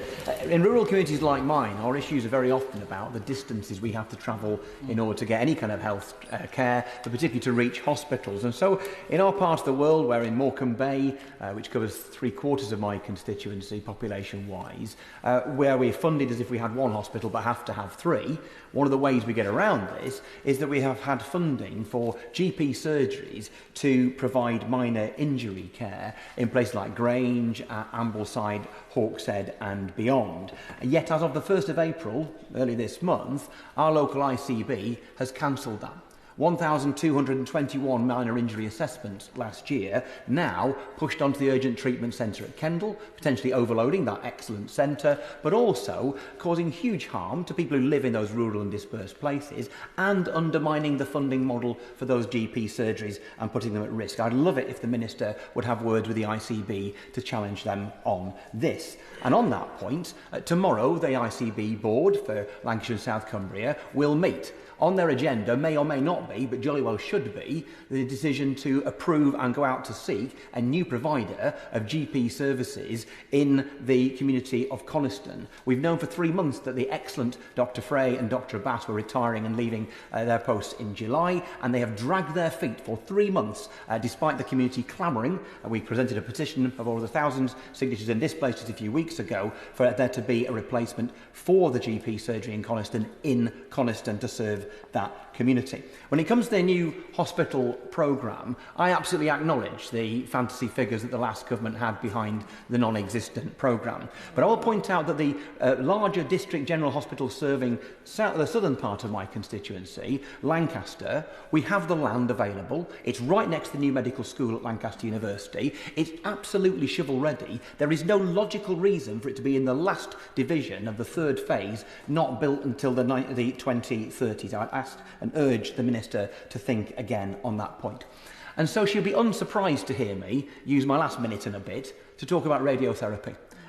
In my communities, in Westmorland and Lonsdale, in the northern part, in places like Appleby, people are able to get good quality radiotherapy treatment if they have cancer at Carlisle. But in the southern 3/4 of my constituency, people have to make return journeys, sometimes 4 hours a day, for weeks on end, to get radiotherapy treatment at our nearest centre in Preston. That is outrageous. That is why we're asking for there to be a satellite radiotherapy unit at the Westmorland General Hospital in Kendal. And this is not just about convenience. Radiotherapy ought to be, the OECD recommendation, ought to be the primary treatment for cancer in 53% of cases. In the UK, it's shamefully only 36% of cases, and in Lancashire and South Cumbria, of 42 ICBs, we rank 42nd, with only 29% of people with cancer receiving radiotherapy. That is in no small part down to the failure to provide it within our communities. It is absolutely the case that the longer the journeys to treatment, the shorter the life expectancy of the people suffering with cancer. So can I urge the Minister to finally make the decision that we have been calling for years to add to the chemotherapy we have at at Kendal. It was great to have won that campaign. To add to the diagnostics we have at Kendal, great to win that campaign. To add to the cancer surgery we now have at Kendal, wonderful to win that campaign too. The one thing we're missing is radiotherapy. It's time we brought it so the people of Westmorland can have shorter journeys and longer lives. Thank you. Dame Siobhan MacDonagh. Thank you, Madam Deputy Speaker. I feel that I have a unique case to make in this debate, in that the Minister will know that on behalf of my constituents and Merton Council, we do not want the new emergency hospital at Belmont, which is in phase 2 of the hospital rebuilding programme. In direct contradiction to the member for Reigate, I have fought this scheme for 25 years against all governments, my own, coalition and Conservative. This plan is going to take the hospital away from my constituents with the greatest health need, with the largest levels of deprivation, with the lowest car use, with the highest hospital admissions and with the greatest levels of chronic conditions, and take it to healthy, wealthy Belmont at a cool cost of £1.5 billion. A hospital that will provide 80 fewer beds than we have at the moment, will serve 83,000 fewer patients, and will put increased pressure on St George's Hospital in Tooting and Croydon University Hospital. Both hospitals have been called out by the Care Quality Commission in need of having fewer patients arrive at their sites, only to have a scheme that will give them more patients. Greater than that, this scheme depends on 3% annual reduction in hospital length of stays, 3% annual reduction in activity. What hospital in the country has experienced a reduction in activity and is based on an increased access to mental health services, which should have been provided last year, development of community paediatric pathways and a child development centre, which is yet to be seen, the reopening of the Wilson Hospital in Mitcham. It has not been reopened, the money has not been found, it remains closed. It is also dependent on an increase in the home births in my constituency of Mitcham and Morden, with the highest levels of social housing, the greatest housing deprivation and the most overcrowded conditions in the region. This is the Tudor Hart law written large, where hospital services are taken away from those who need it most and given to those areas that need it least. I ask the Minister, save taxpayers' money. Already £50 million has been spent consulting on this scheme. Nobody wants it, nobody supports it. Leave St Helier Hospital as it is, spend the money you have on that hospital to give better services to those who need them most. Robin Swan. Thank you very much, Madam Deputy Speaker. The motion itself starts by talking about hospitals across the country, and indeed I want to recognise that most of the debate today has been about England so far, but I do want to highlight the situation of the decisions made in this House in regards to capital investment, but also changes to fiscal rules and how that affects Northern Ireland and the capital investment there. Because, Madam Deputy Speaker, capital investment in the health estate in Northern Ireland has been broadly stable for the 15 years prior to 2019. That was until 2020 when the COVID pandemic actually saw about increased capital investment. But the long tail of that pandemic, compounded by Russia's invasion of Ukraine, significantly disrupted global supply chains and has increased construction costs significantly. Those price increases, however, compounded a subsequent and very serious problem in Northern Ireland, and that's the outcome of the two most recent budgets, which has actually meant that the funding available for capital investment in Northern Ireland is now projected to be 16% lower per head of population than England for 25-26, and therefore much lower than any assessed relative need would actually suggest. So while I listen to many of my English colleagues across the House in regards to the complaints they have in regards to capital investment, in some cases I'm quite envious of what you are being allocated, because it is in contrast to what we have. So while much of our health and social care capital budget is actually project based, and as the former Minister of Health in Northern Ireland, I'm also acutely aware that there's also an increasing need to address the serious risks across our health and social care estate, and that includes tackling its backlog maintenance liability, which currently in Northern Ireland sits at 1.4 billion. But also now, as a constituency MP, I see the impact that below needs budgets are actually having on projects of my own constituency in South Antrim. For example, the new Birch Hill Mental Health Centre in Antrim, for instance, is a much needed purpose-built facility to provide the very best environment for assessment, treatment and recovery. Yet under the budget the Executive has provided the Department of Health, there's not even enough to fund what is already committed to. Even those Executive flagship projects, or to meet the current contractual commitments, or even to progress projects in design and development, or, as I say, fund even very limited maintenance of existing property assets.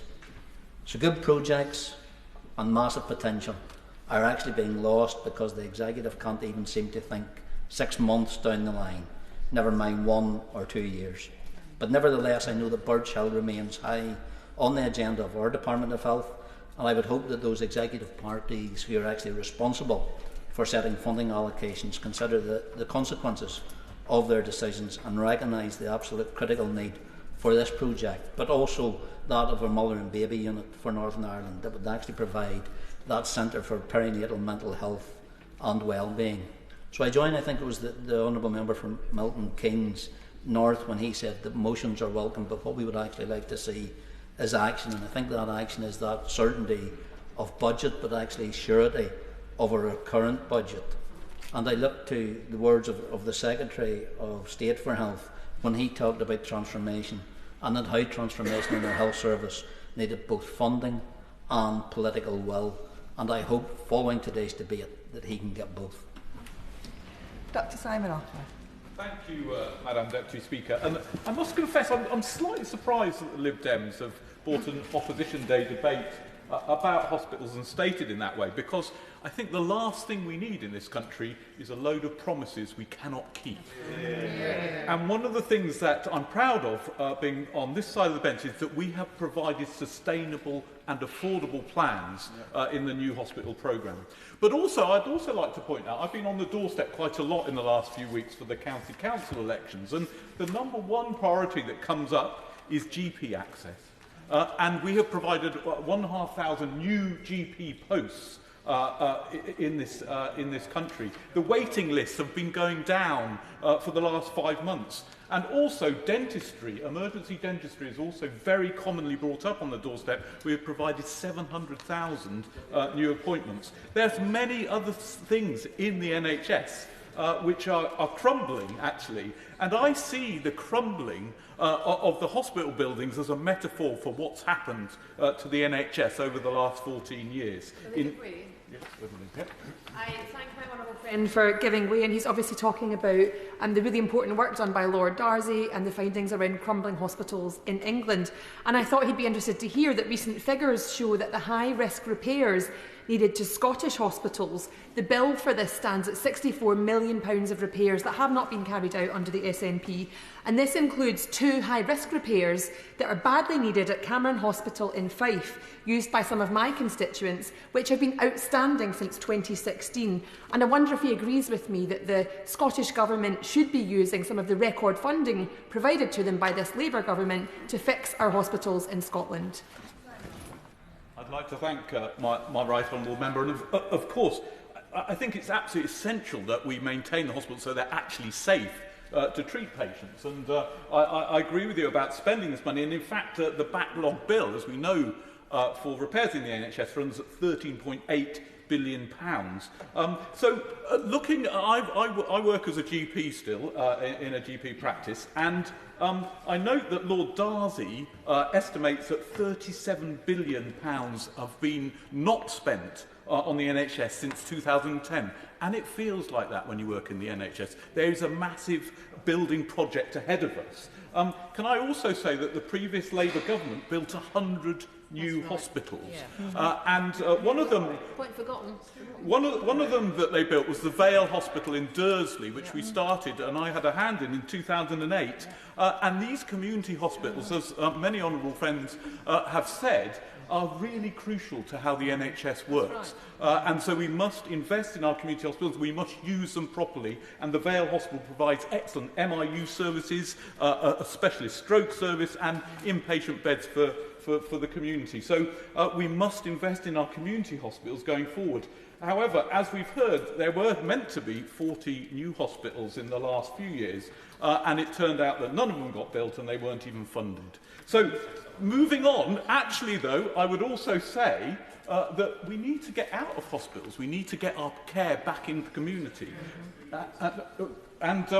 What I would also say is an honourable member for Oxford West and Abingdon was saying about GP premises. 20% of GP premises were built before the inception of the NHS. And I actually inherited one of these in Dursley, and we have built a purpose-built surgery at May Lane 20 years ago, which we're still enjoying the benefits of, and that provides patients with excellent services. So we must invest. And I was glad to see £100 million being invested by this government in GP surgeries. But also we've got to pull care out of the hospital into the community, and I was so pleased to see that 80 million has been put into GP advice and guidance, which allows consultants to give GPs advice so they can care for patients in the community. And I'm also really delighted with this push for neighbourhood health centres. Neighbourhood health centres must be the way back. We must bring back the family doctor. That's what really makes patients better. It's that continuity of care that's so important.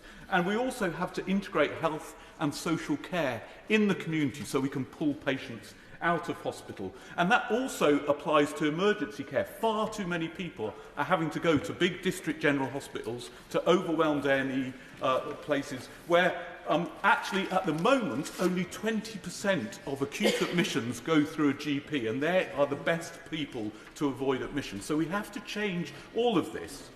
So what I would say, ending, Madam Deputy Speaker, our NHS staff and patients deserve better than we have. They deserve facilities that reflect the excellence of care provided within them, and the Labour government is committed to rebuilding not just our hospitals, but our trust and our integrity of our public service. Thank you.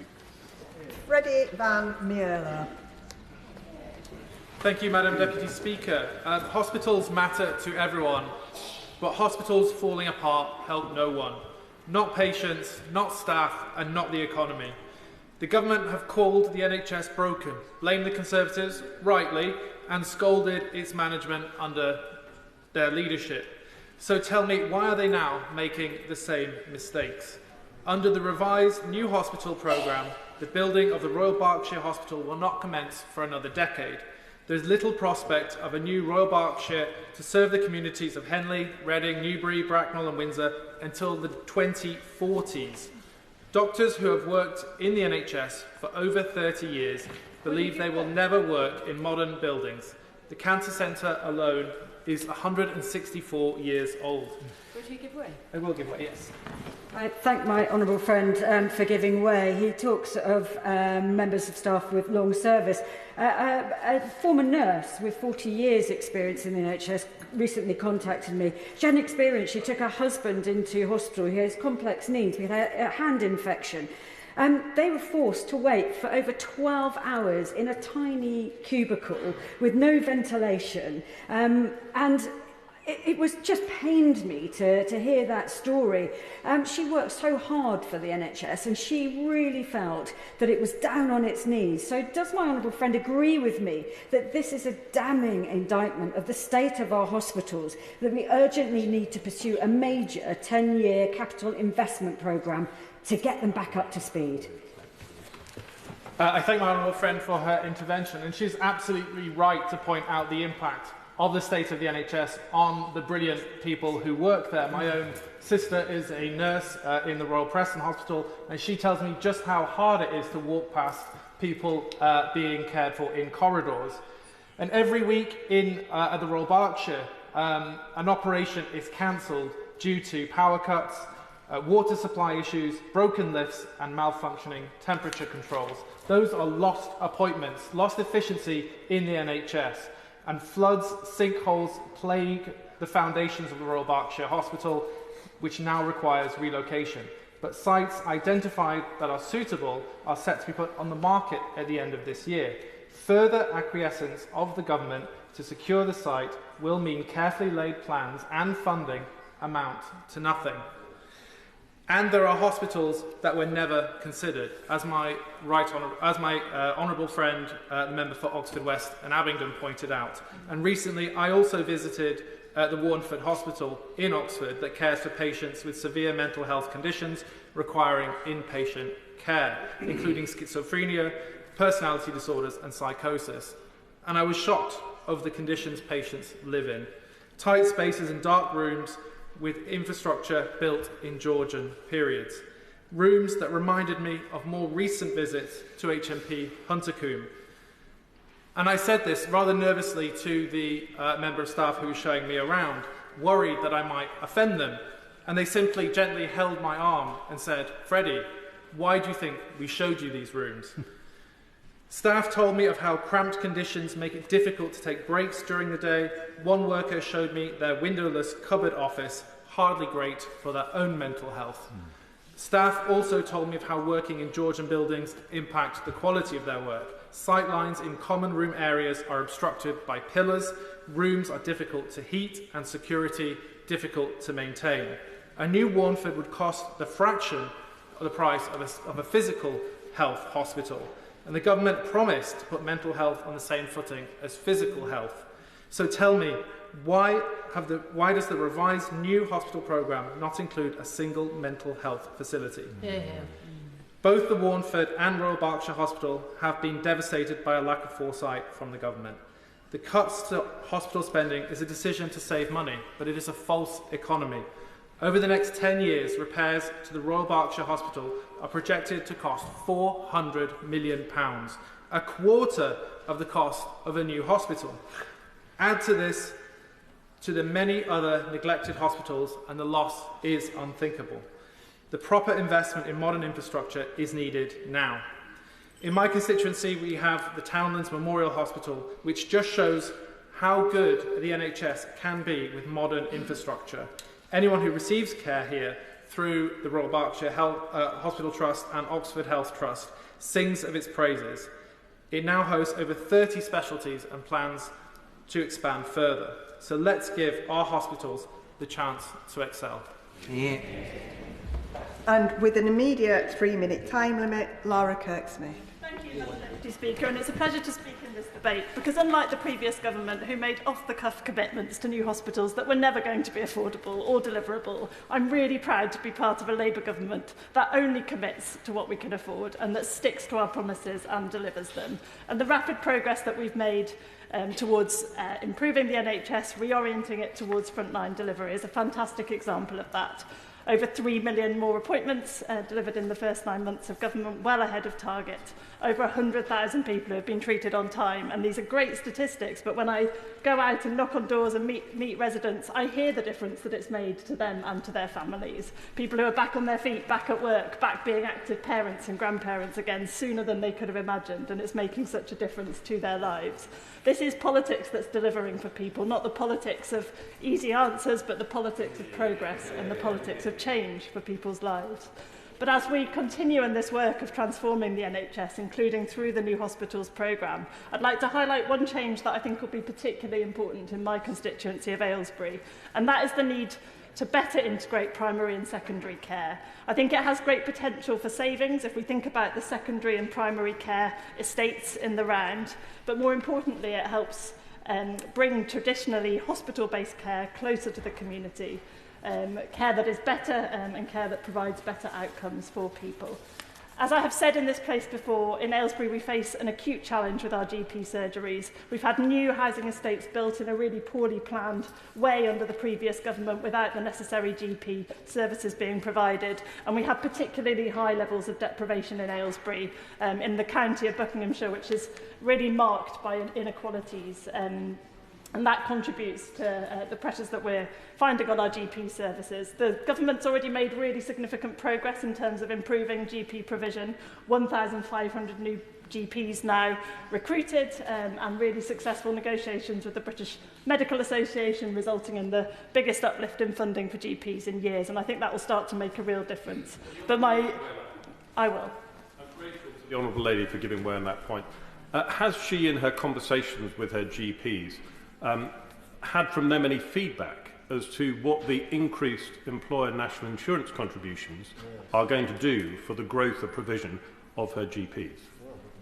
I'm in regular contact with my GPs, and I know that they're really pleased actually with the uplift in funding that they have received through the contract, and they are looking forward to what they'll be able to deliver with that.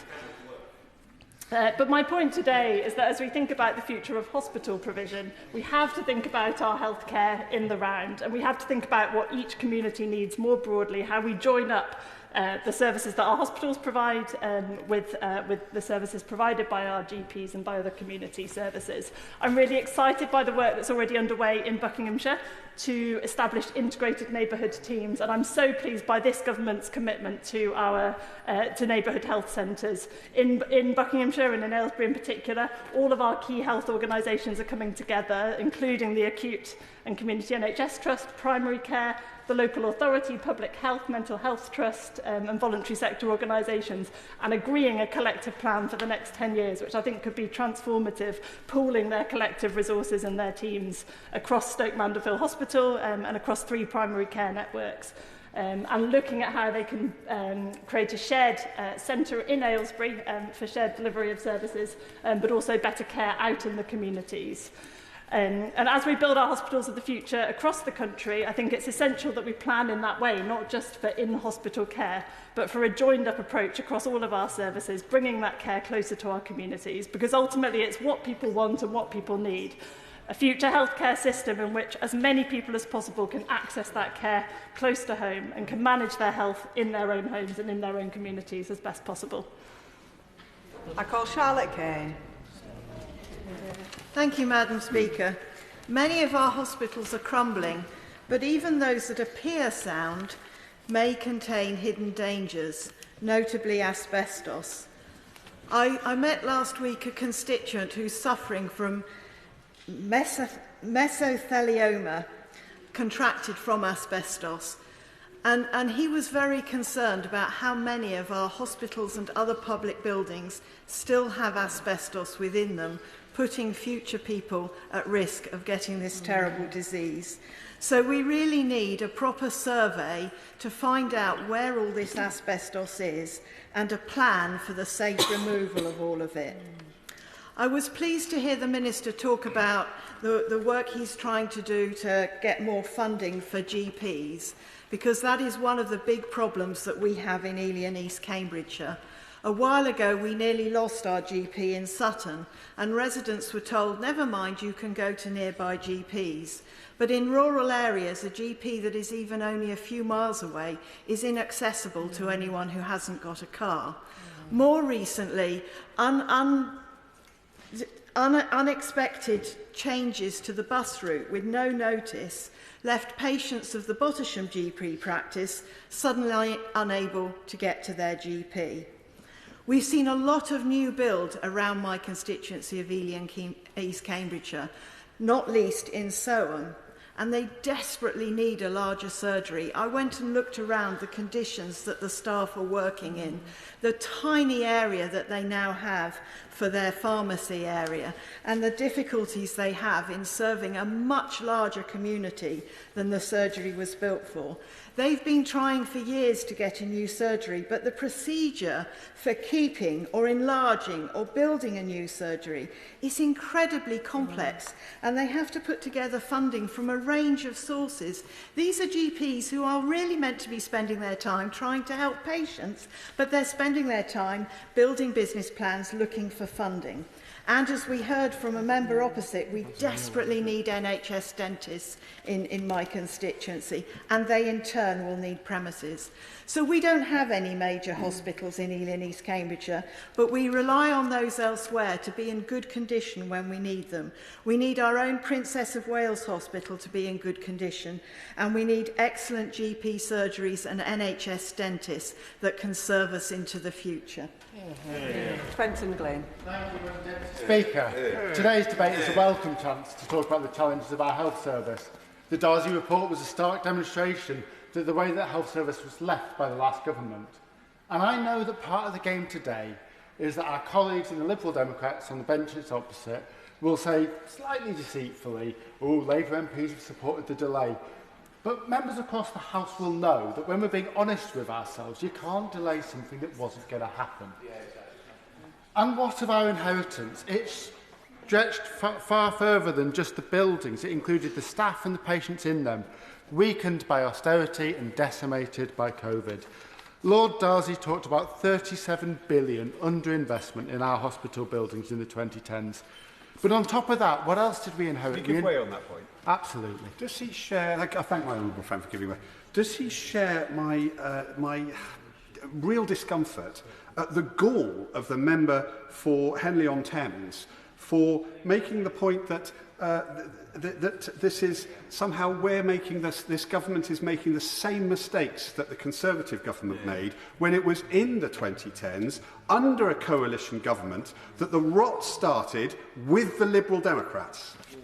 Yeah, I think if the member for Henley-on-Thames were to reflect on what he said, I'll get it right eventually, on what he said, then I think he would know that these things always go a lot deeper than they are. But yeah, what have we inherited? 14,000 unnecessary deaths in A&E alone each year.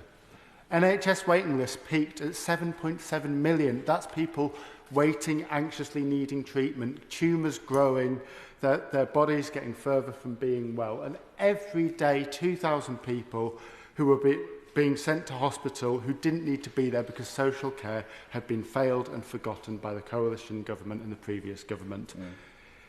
In my constituency, that's 20% of beds in our hospitals taken up by people who don't need to be there. So we have work to do, and I'm concerned that this debate, we'll get caught up in a discussion of hospitals, but we won't fix the systems within them that we need to. And that's why we've talked about these three shifts, from hospital to community. We've got to stop people needing hospital care because they were failed by the care closer to get care closer to home. And that's why our revolution in GPs will make a real difference. From fitness to prevention, we can have the best buildings, but with less prevention, they're still going to be full. And finally, from analogue to digital, because every week on the Health Select Committee, we hear about how people are caught between systems and between computer systems. So, Madam Deputy Speaker, while I welcome this debate, we must not fetishise buildings over people. Yeah. We need to think holistically about our system and deliver the decade of national renewal that the public voted for and that we need to look for all of our health service, cross-party and in good faith. Thank you, Madam Deputy Speaker. I call Alex Brewer. Madam Deputy Speaker, in North East Hampshire, my constituents are predominantly served by two hospitals, Frimley Park to the east and Basingstoke and North Hampshire to the west. Frimley Park comprises 65% rack concrete, known to be highly unstable, so it is right that this is included in the Phase 1 of the new hospitals programme and prioritised as urgently needing a complete rebuild. Basingstoke Hospital, however, has been moved to Phase 3 and is now scheduled to begin sometime between 2037 and 2039, leaving staff and patients with another 15 years to endure the crumbling buildings. This decision was made without a single ministerial visit, not one. But I have visited the hospital and seen what is needed. So I can tell ministers about the repairs needed to the ceiling to stop the rain coming into patient wards. I can tell ministers about the windows that can't open or can't close or aren't double glazed. I can tell ministers about the air conditioning and filtration systems that keep the air clean in the hospital's operating theatres that are already at their maximum capacity. That replacing them will become essential within 5 years, and there isn't the physical room to add to what is there. And I can tell ministers about the flooring that connects two important parts of the hospital over a car entrance. This flooring is in a poor state, held together by industrial tape. Patients are being trolleyed across this uneven and unstable flooring on a daily basis. The use of tape holding the sites together is both a literal and metaphorical is both literal and metaphorical for the state of the system and hospitals right now in this country. But ministers would know this if they had visited the hospital. Of the repairs needed, 1/3 are high risk.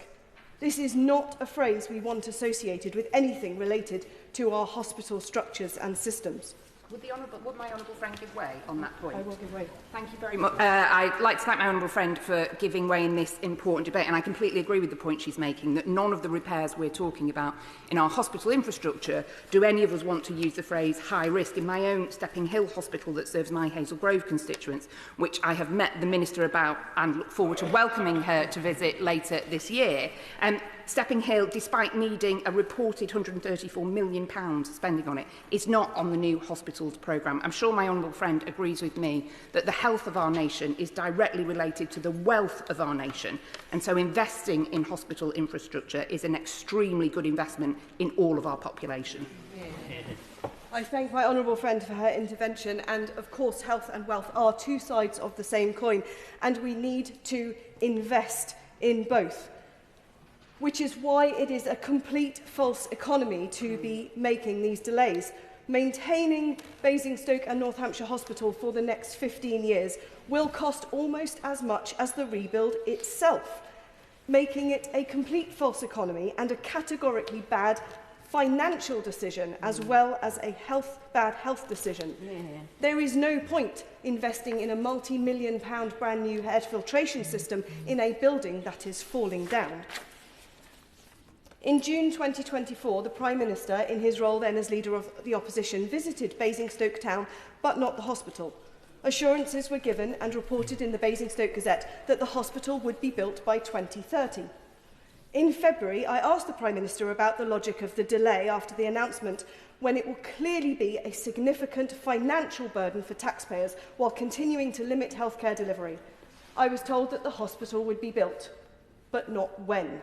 This is a clear step backwards. Perhaps, excepting the Shadow Minister, we all know the situation the previous government left the country in, but this is not a reason for economically and medically unsound decisions now. So, Madam Deputy Speaker, I would like to invite the Minister, any Minister, to visit Basingstoke and North Hampshire Hospital with me to understand the full implications, both financial and health implications, of this decision for local people in North East Hampshire. Thank you. Mark Ferguson. Thank you, Madam Deputy Speaker. And I refer the House to my register of members' interest, and it's been an interesting, I think, enlightening debate in some ways today. I'm particularly fascinated of all of the things that the Liberal Democrats might have brought emotion on this House, that we're talking about new hospitals. I think one of the things that everybody would agree on is that the Labour Party has invested historically and under this government in the National Health Service. In fact, in the last budget, back in autumn, 13.6 billion extra was allocated to NHS capital expenditure, a record amount of investment in capital expenditure. And that stands in stark contrast, and I know that members opposite have not particularly enjoyed repeated references to the coalition years. They probably enjoyed them. I don't think anybody in this House particularly enjoys remembering the 2010 to 2015 period. The Conservatives certainly don't. Apparently the Liberal Democrats. I would be delighted. I'm barely getting going. But I'd be delighted to add an extra minute on. Thank you. I thank the honourable member for giving way, and it's amazing how short memories are on that side of the chamber. Liam Bird's note, which said, "I'm afraid there is no money," led to decisions being made that apparently were ideological, yet now difficult decisions being made by the Labour government are mature and realistic. It's amazing how short the memories are of those two things being very different. I think there is a lot of time and patience being given to this government for the delays to our hospitals. I think the tone could be more constructive and more patience would be given. The tone to be constructive. I think the tone should be constructive in the way that Labour is going to be building hospitals, in the way that, frankly, for the last years, no hospitals were constructed over the last 5 years.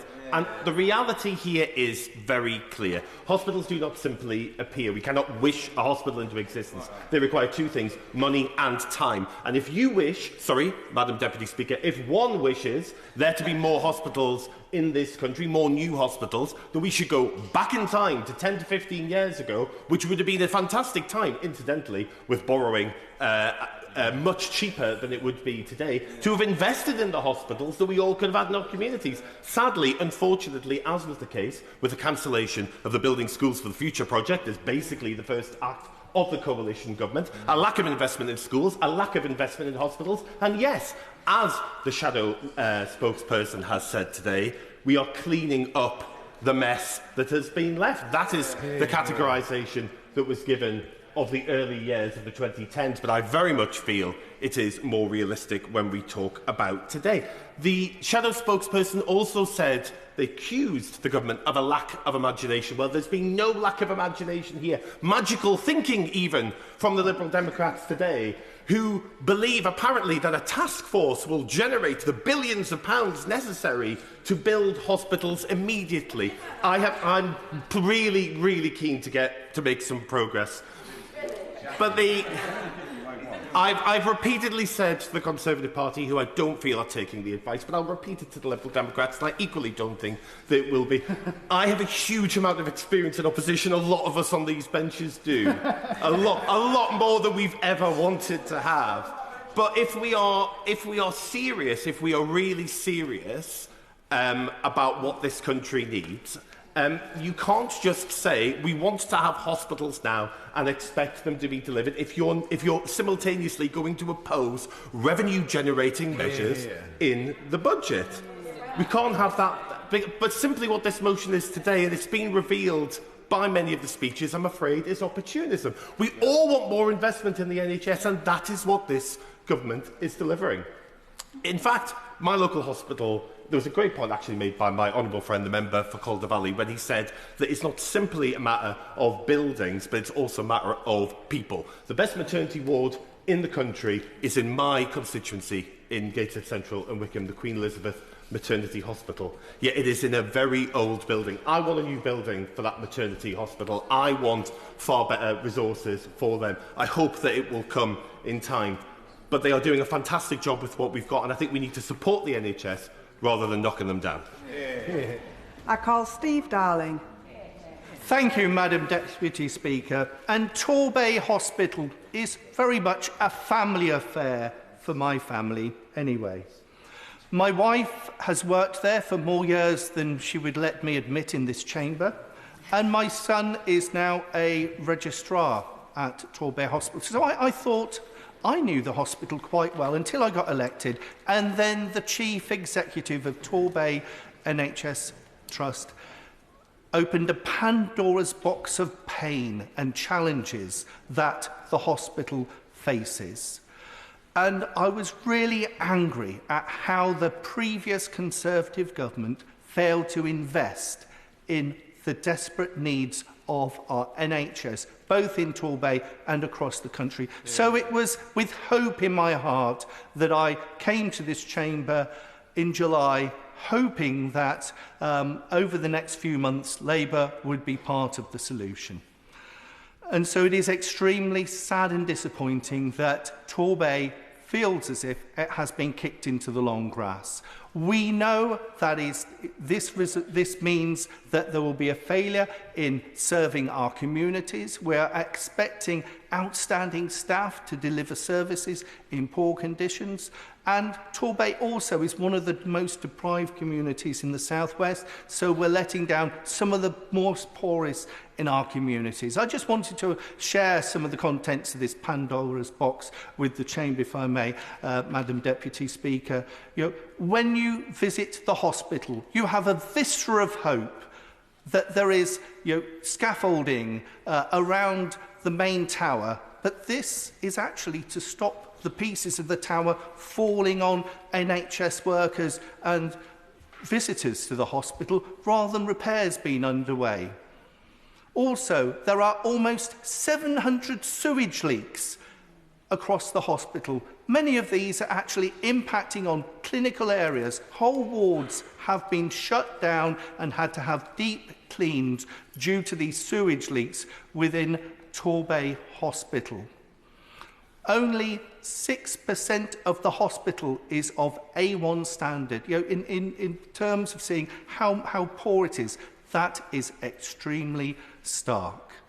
There are immediate pressures that we face in Torbay. We have cuts to coronary care out of our services that could mean that those in Torbay and South Devon nearby constituencies could be put at risk of tissue death because there is not fast enough interventions for coronary conditions.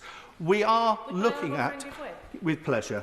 I thank my honourable friend for giving way, and being in the neighbouring constituency to himself, it is my constituents in the largely rural area of South Devon that are going to be severely threatened by this move of coronary care, this closure of out-of-hours coronary care in Torbay, because somebody decided it would be a good idea to merge it with coronary care in Exeter, meaning an increase of potentially up to 45 minutes in an ambulance for constituents from the south of my constituency to get to hospital. It's clearly going to put people in critical danger, and I'm sure my honourable friend would agree with me that we desperately need the ICB to reconsider this poorly thought-out decision.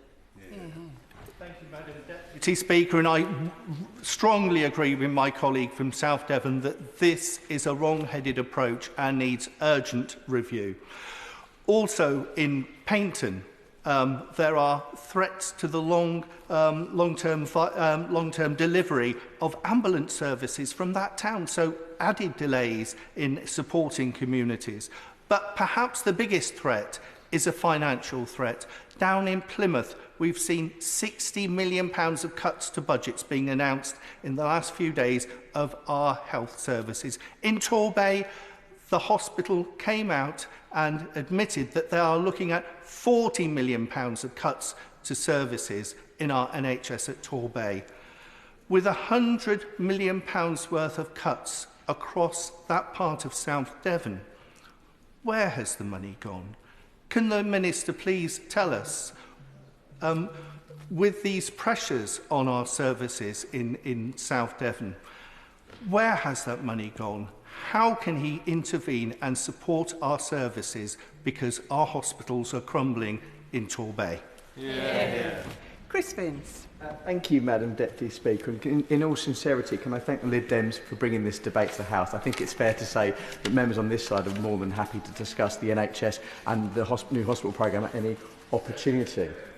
And I would also like to put on record, again, my thanks to all of the staff at Princess Alexandra Hospital in Harlow.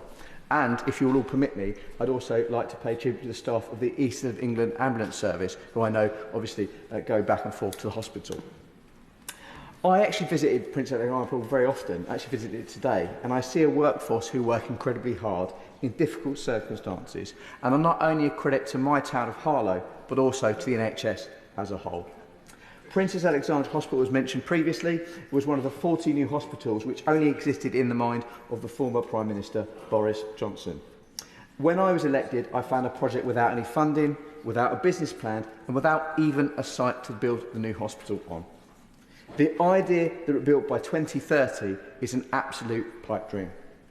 The current Princess Alexandra site is too small, the corridors and the wards are too small, the A&E department is crammed, and it is literally falling apart. We've seen sewage previously leaking into the wards and the roof of the ICB falling down.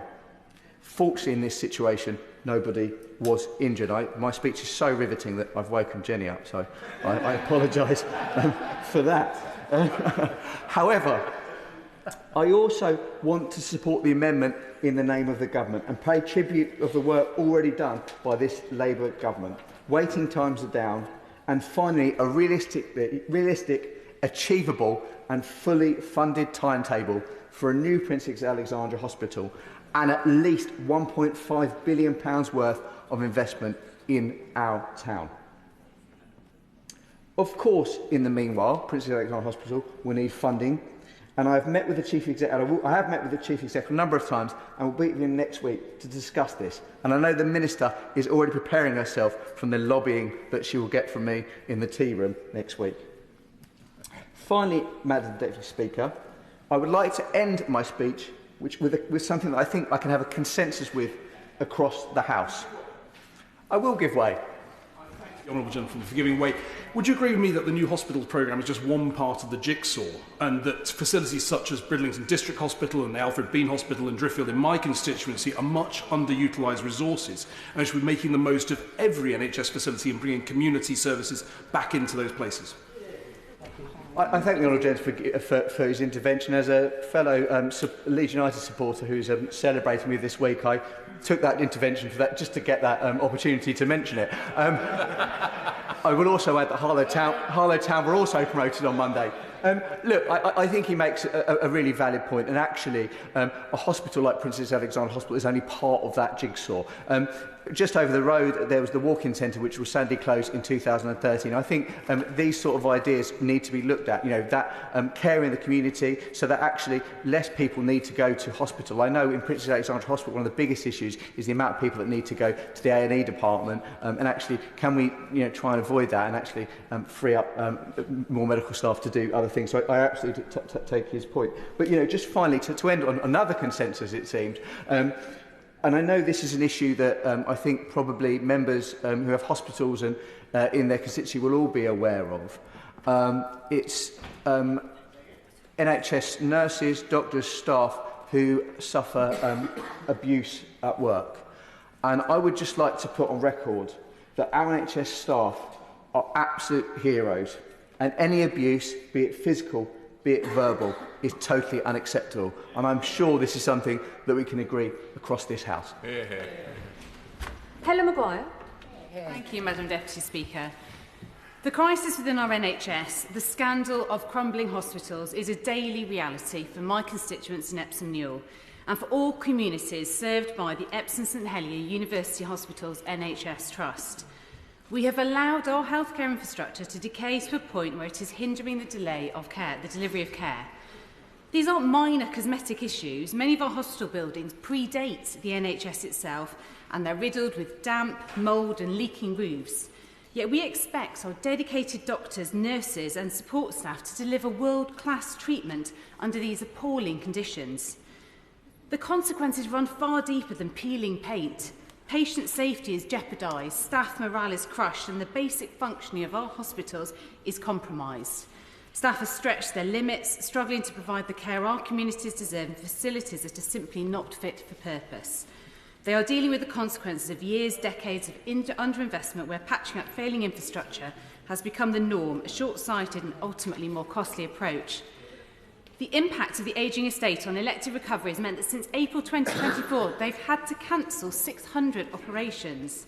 Their lifts break down and they can't fix them simply because they don't make the parts anymore. Over the past 5 years, they've spent almost £60 million on improving the Epsom St Helier estate just to keep it operational. And at St Helier, 46% of repairs are identified as high risk. The human cost of this crumbling infrastructure is evident. Patients are forced to endure unacceptable waiting times, often in undignified conditions. A&E wait times at Epsom St Helier Trust are among the worst in London, with over a third of patients waiting more than 12 hours for a bed. Just on that point. Yes. Thank you. Thank Honourable Fan for giving way. She mentions corridor care, and I think that is a recurring theme in a lot of our inboxes. A constituent recently told me that her husband, who is immunosuppressed because of his chemotherapy, had to wait 54 hours in A&E at St Helier Hospital with sepsis, exposing him to more infections on top of his existing conditions. Does my right honourable friend agree with me that without a proper rescue package for crumbling hospitals like St Helier, immunosuppressed patients will continue to be put at unnecessary risk? I'm really sorry to hear of this story, and this is just one amongst a catalogue of incidents that we are hearing on a regular basis. Because as I was mentioning, it's not only among the worst in London, but over a third of patients are waiting more than 12 hours for a bed. And this past winter, over 2,000 patients waited over half a day just to be seen. These delays not only cause distress and anxiety, but can also have serious and long-term consequences for patient outcomes. The Epsom and St Helier University Trust NHS Trust has worked diligently developing detailed plans for a new specialist emergency care hospital alongside the modernisation of Epsom and St Helier hospitals. This state-of-the-art facility would be a beacon of hope, improving outcomes for our sickest patients and consolidating acute services in a way that strengthens staffing and keeps care local. But this promise has been left to wither. The Health Secretary's latest announcement pushes the start of construction of the new specialist emergency care hospital to 2032 at the earliest, adding to decades of false promises that have time and again let my constituents down. And that's why this Friday I'll be abseiling the 125 feet down St Helier Hospital, both to raise funds for the Epsom and St Helier Hospitals charities, to shine a spotlight on the urgent need for investment in our hospitals. The funds raised will provide extra support to our hospitals over and above what the NHS can currently deliver. But charity can only fill so many gaps. It cannot substitute for the government action our hospitals desperately require. The government should reverse this delay to the new hospital programme and urgently deliver the new hospitals that patients have long been promised. It must prioritise the construction of the specialist emergency care hospital and fund the long overdue repairs at St Helier. My constituents deserve nothing less than modern, safe, high quality healthcare. Yep. Julie Min. Thank you, Madam Deputy Speaker. As I begin, I should declare an interest, namely my daughter is an NHS nurse, and I want her colleagues and the patients they care for to have buildings that are safe, secure and suitable for their needs. Nowhere is it more apparent that our NHS is broken than in our crumbling hospitals. My own mum recently spent 2.5 months in hospital, the majority in one of our local community hospitals, and I'm sure it's not alone in being held together by the professionalism and care of its staff, rather than by the fabric of the building itself. Lord Darcy's report paints a stark picture of the crumbling buildings in our health service and of a primary care estate where 20% of the buildings predate the founding of the health service. Now, I am very much an advocate for preserving historic buildings, but I draw a line when it comes to hospitals that are not fit for purpose. That's why we need an NHS fit for the future, and that's why that NHS fit for the future starts with buildings that are fit for its staff and the patients they care for. Crumbling old buildings, indeed modern buildings with inadequate staff facilities, lead to low morale and low productivity. That's why repairing a building and improving our healthcare estate are central to this government's plan for change and central to this government's health mission, and we're delivering that plan. We've already heard today 13.6 billion in healthcare capital spending, over 4 billion in operational capital, and over £1 billion to tackle critical NHS maintenance. Compare that with the record of the last government. Underinvestment in the estate, record low levels of public satisfaction in the NHS, record high waiting lists, doctor strikes allowed to drag on and on and on and on, and a new hospital programme years behind schedule with no money beyond March 2025. This government is committed to rebuilding our NHS, and it's happening on the ground now in my Carlisle constituency. Funding for a new £12 million urgent treatment centre approved in December and on track to be opened by the end of this year. That's the change Carlisle needs, that's the change our country needs, and that's the change our government is delivering. Thank you very much, Madam Deputy Speaker. My local hospital, the Queen Elizabeth in King's Lynn, is one of the 7 RAC hospitals, and I've campaigned for a new hospital since I was first elected in 2019. And QEH has had the dubious honour of being the most propped hospital in the country, and today there are steel and timber supports holding up the roof to keep it safe, which is a situation staff and patients should not have to put up with. And initially it was not part of the new hospitals programme, but by campaigning in Parliament with strong local support, it was added to the scheme as a priority scheme by the last Conservative government, part of a fully funded scheme that's being funded in the same way that this programme is through future spending reviews. And after the election, the government's review of the new hospitals programme cast doubt on our new hospital. But I'm very glad that after pressure, RAC schemes were removed from that review and restored as the priorities they should be. And that's warmly welcomed by patients, staff and by my constituents. But the clock is ticking, and the government's decision to delay the timetable for a new hospital opening from 2030 to 2032-33 is unwelcome. I'd argue it's also unnecessary, and it means spending money, propping up the roof, literally wasting millions of pounds that could be spent getting on with that new scheme. The Trust has well-developed plans, it's got an experienced team in place, and the Health Secretary has said that if we can go faster than the 27-28 start date for construction, he will. And when I met with the Minister with the Hospital Trust, she repeated that commitment. I welcome her doing so. There are concerns that the NHS England reorganisation could cause issues with approvals, but again, the Health Secretary said to me in this place that he would use that process to take an axe to that multi-layered approvals process. I'm not sure he has swung it yet, but I hope he does, because the savings in business cases, consultant costs, other costs and time are considerable. And there's been much talk across the House on the need for action. I was at QEH last week with the Chief Executive, and my ask is that the business case for the multi-storey car park is approved as rapidly as possible so work can start next year at the latest. That is the key enabling scheme to free up the existing car park so we can get on and build the new QEH. And the recent confirmation of the funding that is available is very welcome. I'm grateful to the Minister for that. This will be a major investment into my constituency. So let's now get on with the new QEH that staff, patients and the communities it serves across Norfolk, Cambridgeshire and Lincolnshire deserve. Madam Deputy Speaker, for years my constituents in Banbury have lived with the consequences of a health system that has frankly been allowed to fall apart bit by bit, service by service.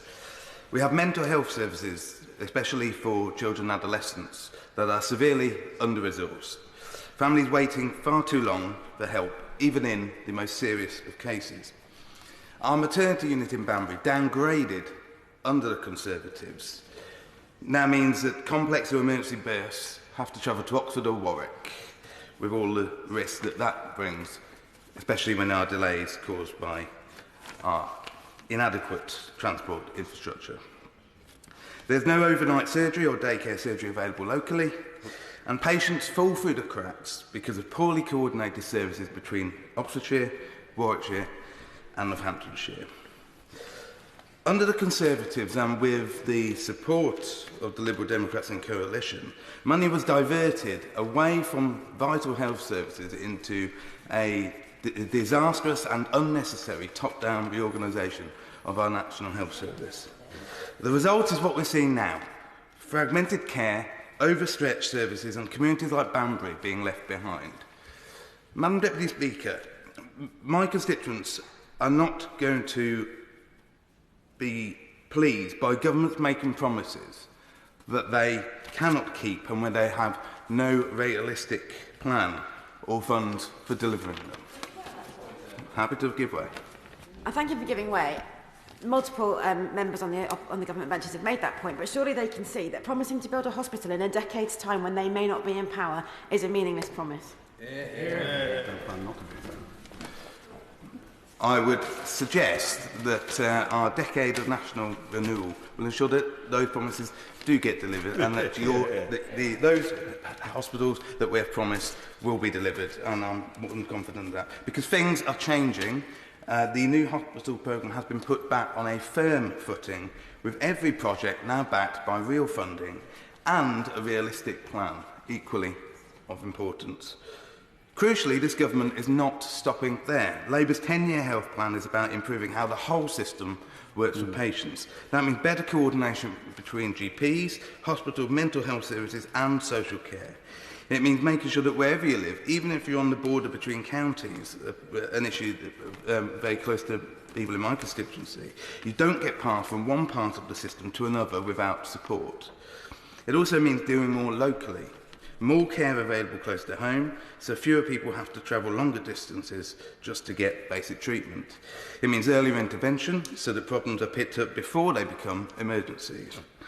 And we've already seen progress. We're cutting waiting lists by over 200,000, delivered over 3 million extra appointments, recruited more GPs, invested 26 million in mental health crisis centres to alleviate the pressures on A&E services, and £2 billion spent on technology and digital to increase productivity and ensure patients are seen faster. We're starting to turn things around and doing so in a way that puts patients first without making undeliverable, unrealistic promises that damage trust in politics and in the power of politics and of our democratic system. For too long, people in Banbury have been wondering and left wondering if their NHS would be there when they need it. After 14 years, they can see that help is finally on the way with this Labour government. Things are changing practically and with purpose. Josh Babrinde. Thank you, Madam Deputy Speaker. I start by declaring an interest that will prejudice me in this debate. I was born in Eastbourne District General Hospital. I've said farewell to cherished folks there, and I've been brought back from the brink in the DGH myself. And while I'm here, I'd like to express huge thanks to the incredible staff in A&E, Resus, AMU and on Jevington ward who treated me and got me back into action last year. But for years, our DGH services have been eroded, with core services like consultant-led maternity moved to the Conquest Hospital in Hastings, an unacceptable 20 miles away. I will keep fighting for the return of consultant-led maternity services at the DGH, just as I fought alongside local campaigners to reopen our midwifery unit for births after months of closure. And I fight standing on the shoulders of local campaigning giants for our NHS, like Liz Walk, who I've known since I was 7, who I'm proud to welcome to the gallery today, alongside Rose Bunn. But beyond services, our DGH buildings are crying out for help. Our DGH bosses have said, in quotes, "The age and standard of current hospital buildings presents challenges for the consistent delivery of safe, effective, responsive and efficient care. Our trust backlog maintenance bill stands at £460 million. That's one of the largest in the country, which is why we were included in the new hospital programme in the first place. Our town was therefore appalled that the Conservatives put our hospital to the back of the queue when they were in office, and Eastbournians are further outraged that this government is keeping us there in wave 4. In fact, having been born in that hospital 31 years ago, I will be nearly 50 by the time it's set to be completed as it currently stands. And so my key ask, in light of the mismatch between the size of our maintenance backlog and our place in the queue of the Minister, is will the government review our Wave 4 position in the programme as it currently stands? And if she will not do such a thing, then what extra support will the government provide to address our growing £500 million maintenance bill across our trust? Eastbourne needs answers and deserves action. And Eastbourne, together with campaigners like Liz, will be listening very closely to her answers. Matt Tomei. Thank you, Madam Deputy Speaker. I draw attention to my declaration of interest. I welcome this Opposition Day debate on hospitals and the state of the NHS, which is on its knees after 14 years of mismanagement by the previous government. But I find myself blinking in the dappled light of a new reality, Madam Deputy Speaker. To read the motion as drafted, One could be forgiven for thinking that unchallenged Tory government over the last 14 years alone is responsible for the chaos that we witness. But pinching myself to wake from the dreams, Madam Deputy Speaker, I recall that the Liberal Democrats were in part of that government for 5 long years. They may want to forget about it, but we remember, Madam Deputy Speaker.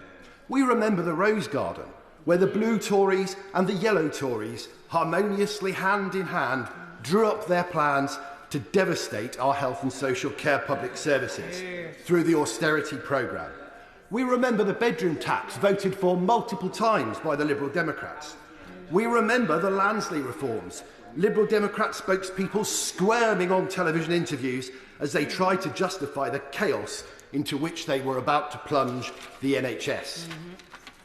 Previously, we had the highest satisfaction levels and lowest waiting times under a Labour government. And look what we inherited in July of last year, an unmitigated disaster. The Tory Lib Dem coalition tore up the last Labour government's plans for a new hospital in my constituency of Watford as part of the austerity programme. The staff at that hospital do a remarkable job, and I would like to put on record my gratitude to them, even when wandering around dressed as a giant bunny rabbit on Sunday of this week. The Tories and Liberal Democrats are responsible for the 14-year delay in getting a new hospital in Watford, and nobody else. If they hadn't done what they did, we would have a new hospital by now. But we do not. Not a brick has been laid. They should hang their heads in shame at this total betrayal of Watford residents. The new hospitals programme was not funded after March of this year. And as the Prime Minister said in response to my question to him a few weeks ago, the hospitals existed only in the imagination of Boris Johnson. So, Madam Deputy Speaker, I welcome this motion recognising the devastating state of the NHS.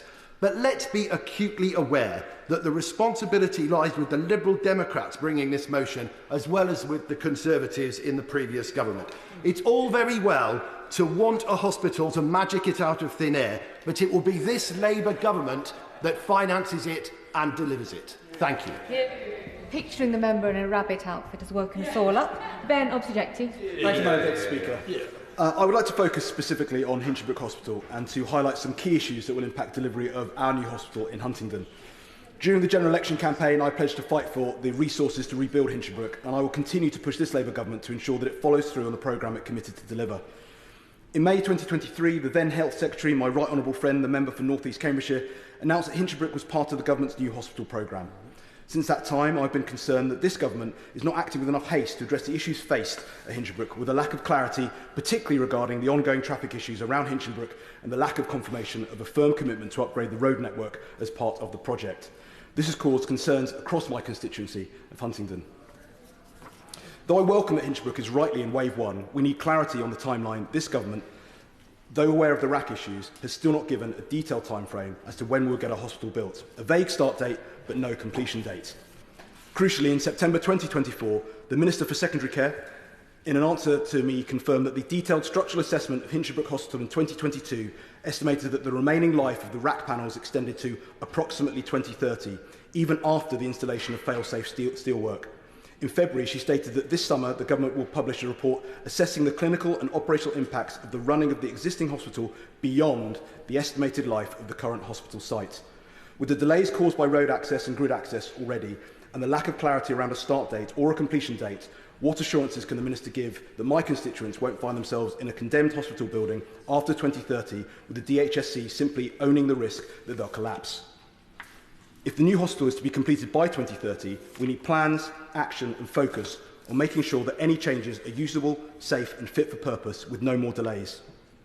In short, the following issues must be addressed in order for Hinchinbrook to be delivered: that the programme business case for the NHP receives ministerial approval, that a Hospital 2.0 compliant design is approved and delivered, that a capital envelope of at least 900 million and a realistic contingency is allocated, and that mobilisation of the programme is quick. It is clear that the 2030 target might now be unreachable, but mobilisation by spring 2026 seems realistic, and one that I will push the government and all stakeholders to work towards.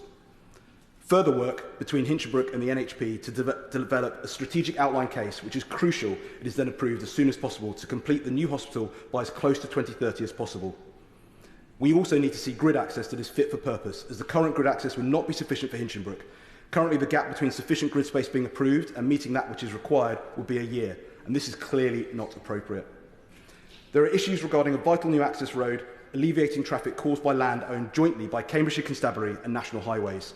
The government must get all around the table to reach a solution, given that they are all public bodies. To conclude, I want to reaffirm that I will do all that I can to work with the government, the NHS and others to make sure that my constituents get the new hospital they so desperately need. Lisa Smart. Thank you very much, Madam Deputy Speaker. The very first thing I did when I came to this place was write to the Secretary of State for Health and Social Care, along with my constituency neighbour, the Honourable Member for Cheadle, about the state of Stepping Hill Hospital. It is consistently the biggest issue raised with me by patients and by staff, many of whom are my constituents. And there are few ways to see more clearly how the last government let down my constituents than the state of the buildings at Stepping Hill Hospital. A number of buildings have had to be closed because they were deemed unsafe, and this places more pressure on staff and on services. The repairs backlog at Stepping Hill is reported in the press to exceed £130 million, with millions needed to eradicate the most high-risk needs. This sounds abstract. This amount of money is difficult to get your head around. So what does it mean to staff and patients? It means people, my constituents, write to me having experienced major health issues like cardiac arrest and having been forced to wait in overcrowded areas without seating because there isn't the space available. It means hospital corridors flooding and medics having to wade through the water to get to their patients. And on one occasion, it means a constituent writing to me on what should have been the utter delight of having a baby delivered safely into the world. But 30 minutes before the baby arrived, the light fitting fell down in the delivery suite in the middle of active labour. Stepping Hill sees around 500,000 patients each year, and when I ask my constituents about their experiences of Stepping Hill, many tell me they're worried about the buildings, but so many of them praise the phenomenal staff. I'm going to share with the House a few of those. Chris said staff could not have been kinder or more efficient. Alan said all the staff at Stepping Hill from top to bottom were absolutely brilliant. Brenda said the staff remained dedicated despite the state of the buildings. Amanda talked about how without Stepping Hill and the wonderful doctors and nurses there, my son would not be here today. And Sheila said staff were run ragged but were amazing.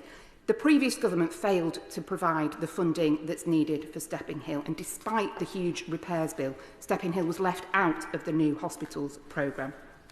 The legacy of that decision and of the failed Conservative government hangs over my constituents, and they deserve better.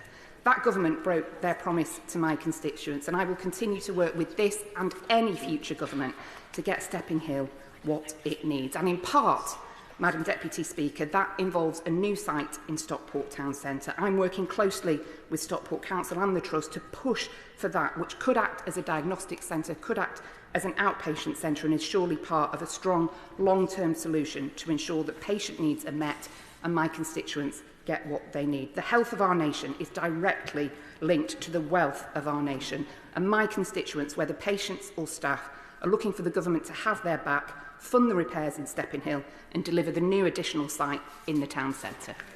Caroline Borden. Thank you, Madam Deputy Speaker. I'm going to change the tone of the debate a little bit from the Honourable Member from Watford and welcome the Minister's comments about a strategy for hospital building that is based in reality and not on a fantasy programme that had no funding behind it whatsoever. It's also good to hear that capital funding will be ring-fenced.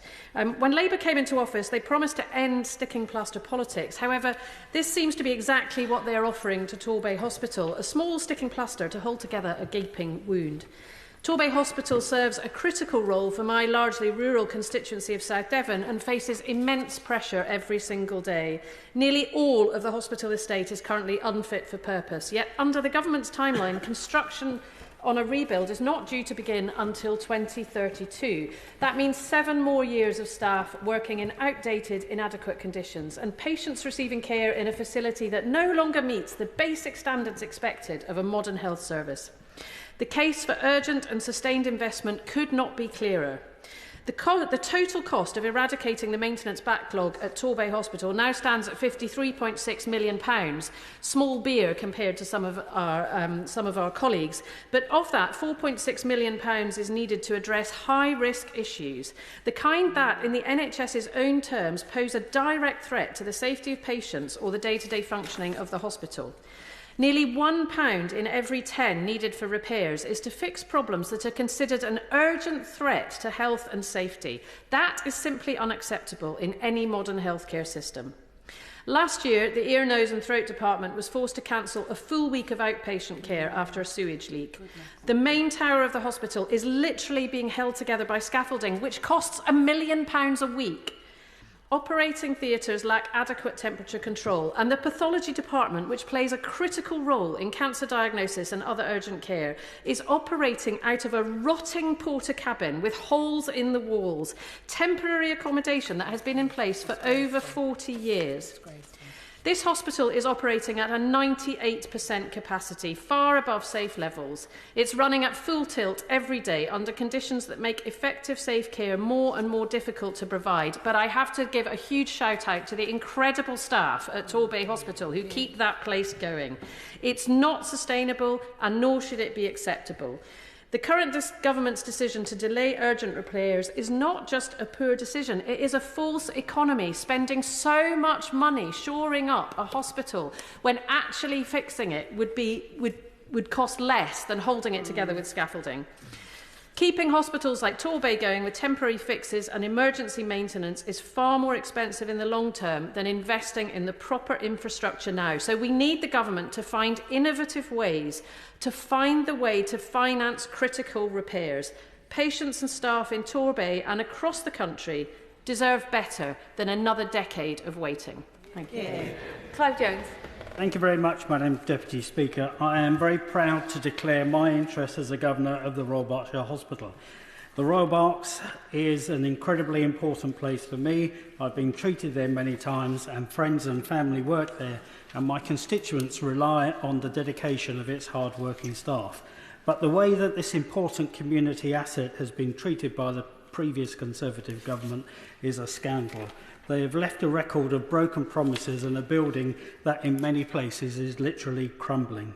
If we look at the Conservative legacy, in 2023, before the 24 general election, they introduced a 7-year delay to the construction of the new hospital, a 7-year delay that was never funded in the first place.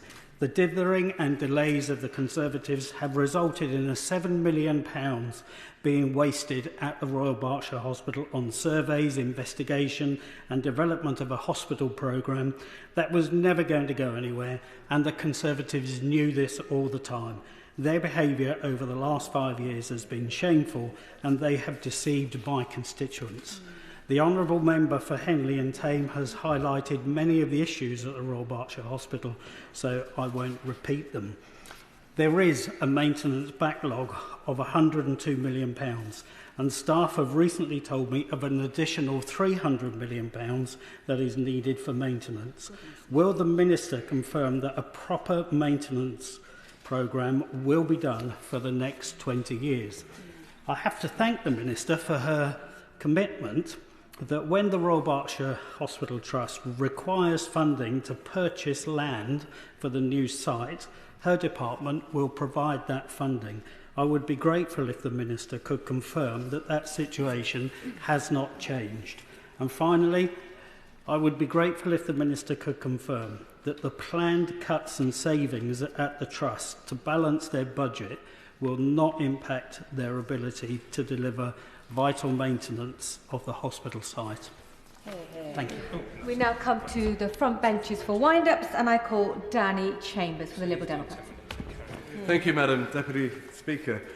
It seems as though members on both sides of the House have been experiencing very similar problems in the hospitals that they're serving. Years of underinvestment have ended up in many hospitals having leaking roofs. My friend from Torbay was talking about sewage in clinical areas. We thought sewage was the next debate. It seems outrageous that we're discussing sewage in our hospitals right now. And my friend from Oxford and Abingdon West talked about a room full of incubators where they had to be removed because the ceiling was at risk of collapsing. It is absolutely crazy that we've got operating theatres and hospital rooms that are not being used not through lack of staff, but because they're not safe enough to be working in. Now, like many of my colleagues, I meet regularly with the hospital leaders and managers of our local hospital in Winchester and discuss the issues that they're facing. And despite the heroic efforts of the staff at the Royal County Hampshire Hospital, they are really facing a similar set of issues that have been brought up time and time again this afternoon. We also have leaking roofs over treatment areas. Like my friend from Epsom, we have old and outdated lifts that fail, causing issues transporting patients from wards to the operating theatre. We've got no backup power generators, and that risks patient safety during power cuts. And there's... Yes, I'll give way. I'm very grateful to my honourable friend for giving way, and would you agree that on the subject of faulty buildings and roofs, in Musgrove Park Hospital, the fact that staff are fainting from 30-degree heat because there isn't the cooling, there aren't proper buildings, they're temporary buildings, while mums are trying to give birth in the same ward is totally unacceptable, and that we need interim funding if Musgrove Park Hospital in Taunton, which my right honourable friend, Member Kingston and Surbiton mentioned earlier today, is going to survive until 2033 when the promised funding is meant to come. It is totally unacceptable, not just for patient safety, but also for health and safety at work, because the staff's health has been put at risk as well. Now, these are not all minor inconveniences. They're daily threats to patient care, and they cost us dearly. So why aren't we fixing them? Because failure by the last government isn't an excuse for continued delay, and saying we can't afford it when the cost of inaction is higher is simply nonsensical, because the longer we wait, the more it'll cost the taxpayer. And a lot has been said about trust in politics, and we won't forget what happened in our area of Hampshire, where Conservative MPs stood on manifestos of delivering a new hospital that they never had any funding for. There was no funding secured, no shovel-ready plan, but they repeatedly campaigned on this anyway, hoping the voters wouldn't find out until it was too late. Now, other members have discussed that GP surgeries are particularly neglected. Funding was allocated in the budget for just 200 additional upgrades. That's out of 6,000 GP surgeries. And with the government's jobs tax hitting GPs, it's becoming harder for those practices to self-fund the improvements. But I was very pleased to see the member for Stroud to bring up the importance of primary care and mental health, because I know we have cross-party agreement on this, that investing in primary care, although this is a debate about hospitals and hospital infrastructure, that keeping people healthy in the community, whether it's primary care, mental health, public health, that is much more cost-effective for the taxpayer, as well as being better for the patients. And we really welcome the warm words on social care from the Minister. We had a social care roundtable just yesterday where we're discussing that for every £1 spent on social care, it saves the NHS £3. And so we urge that we have these cross-party talks as soon as possible, because every year we delay in getting a plan for social care, it is costing us a huge amount of more money, while the people are languishing in hospitals with delayed discharge. We have to end this vicious cycle of false economies and fortunes being spent on papering over the cracks. The total repair backlogs at the delayed new hospital sites could reach an estimated £5.7 billion by the time construction starts. And is the government really of the view that keeping these hospitals on life support is a good use of taxpayers' money? Now, repairing and replacing crumbling NHS buildings isn't just about treating more patients. It's about reviving and boosting our economy. Because here's the truth. We know we won't grow our economy unless we reinvest in the services that support it. So let's change course, because we urge the government to reverse the long delays in the new hospital programme, because many are not going to be open until the 2040s at the current timeline, and those hospitals have to be kept functioning up until then. Set out a 10-year investment plan to fix hospitals and GP surgeries, urgently release funds that have already been committed to start construction straight away, and publish a plan to recruit and retain a skilled workforce to carry out this work efficiently. Because this is what investing to save looks like. It means improving care, lowering long-term costs and building a stronger, healthier economy. Now, the Conservatives, they chose to cut investment, and that led to higher costs. Now, our plan is to increase investment now so that we can lower costs in the future.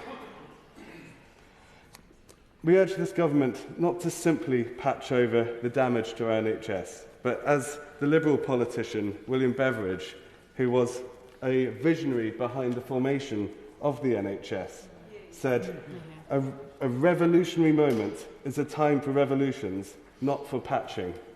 So let's be bold, let's invest now. It'll be better for the taxpayer, it'll be better for patients, and it will boost our economy. I call the Government Minister, Karen. Thank you, Madam Deputy Speaker. And it really is a pleasure to close this debate on behalf of the Government. And I think there have been 33 contributions from honourable members across this House. Nowhere is it more apparent that the NHS is broken than in our crumbling hospitals. Over 14 years, the NHS has been starved of capital, and the capital budget was repeatedly raided to plug holes in day-to-day spending. Lord Darcy's investigation into the NHS in England made it clear. We have crumbling buildings, mental health patients being accommodated in Victorian-era cells infested with vermin, with IT sharing showers, and parts of the NHS operating in decrepit porter cabins. 20% of the primary care estate predates the founding of the health service in 1948. So I would like to thank the party opposite for bringing this debate. We broadly agree on that disgrace, of the backlog of repairs, of the decades of long cannibalisation of capital budgets, and of the unfunded fantasy of the new hospital programme had become. Where we disagree is on the cause and the solution, because the party opposite, as we've heard today, are completely silent on the part they played as members of the coalition government. The party opposite were active and enthusiastic partners in the decision to impose austerity. Our NHS was starved of funding on their watch. The practice of raiding capital budgets to keep things afloat started in 2014. On their watch. The disastrous top-down NHS reorganisation that wasted billions and contributed to record-high waiting lists happened on their watch. As to the solution, the party opposite are silent on how they would really pay for and accelerate the new hospital programme. They are playing the same cynical game we saw from the other party of opposition, dangling the prospect of a new hospital while unable to explain where the funding is coming from or explain how the construction industry could deliver within this timetable. Opportunism indeed, as said by my friend from Gateshead Central and Wickham. We all remember the Rose Garden, as my friend from Watford said. They opposed the autumn 2024 budget, which delivered record investment in our NHS. In sharp contrast, this government are prepared to take the decisions needed to back up our promises with the funding needed to deliver, and we are determined to rebuild confidence and trust in politics by only promising what we can deliver. Now, I have met many honourable members, as we've heard this afternoon, in person. I've heard them in the chamber today, and I know others not here today will want to contribute. And as the Minister, let me say plainly, I agree with everyone's anger. I share that anger. Because, Madam Deputy Speaker, when I tour hospitals up and down the country, as I did recently in Doncaster and indeed in Oxfordshire, where I visited the Warnford Hospital, I often see equipment and infrastructure procured 20 years ago when I was working for the NHS in Bristol. And seeing these physical reminders of the past when I tour hospitals fills me with a mixture of pride and shame. Pride because I was part of a generation of leaders that delivered hospitals fit for patients, the biggest hospital programme in NHS history, delivered under the last Labour government, and I feel shame because our legacy was squandered and patients have paid the price. We understand the legacy. Lord Darcy was very clear. The task for us is to take action, and that is why the Chancellor took the necessary decisions in her budget to meet this challenge, why we have put the programme on a firm financial footing. Now, as my friend, the member for Aberafan, said earlier, we're not just righting this wrong, we're taking pressures off hospitals, shifting the focus of our NHS from community to hospital to community, recruiting over 1,500 more GPs to take the pressure off A&E, and harnessing the power of AI to help people who depend on care to stay at home, a point well made by my friends from Stroud, from Aylesbury, from Milton Keynes Central and from Calder Valley. And can I just wish my friend from Calder Valley good luck in the marathon this week, as he made me sponsor him. This will be an immense challenge, but every member of this government is up for the fight. Now, colleagues have made a number of points, and I will try and make sure in the time that I get through them, Madam Deputy Speaker, because I could not agree more with those who have made the point that we have to break out of the vicious cycle of false economy. This government was elected on a manifesto to end the short-termism, easy answers and sticking plaster politics. And when we came into government, we were saddled with a bill of almost £14 billion in backlog maintenance. My right honourable friend, the Chancellor, has given us the funding this year to back NHS systems with over £4 billion operational capital, a life-saving cash injection of £750 million for targeted estate safety funding is a vital first step towards fixing our crumbling estate. Not only crucial for patients, but for staff morale, as my friend from Carlisle said. And £444 million to tackling crumbling rat concrete, keeping patients safe and their families safe. We're opening new mental health facilities with more in construction too, state-of-the-art provision to give the best possible care outcomes.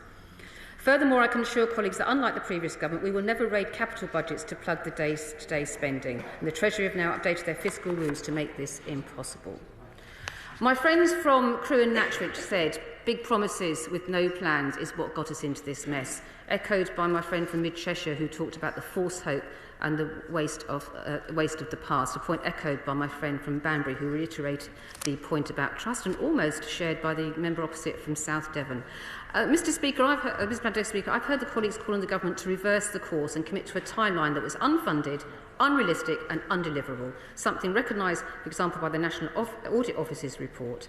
They said some publicly promised hospitals in 2020 now face delays and will not be completed by 2030, and that would mean implications for patients and clinicians. Delivery of these hospitals only existed as a figment of Boris Johnson's imagination, and this government is doing the hard yards of putting it back on track.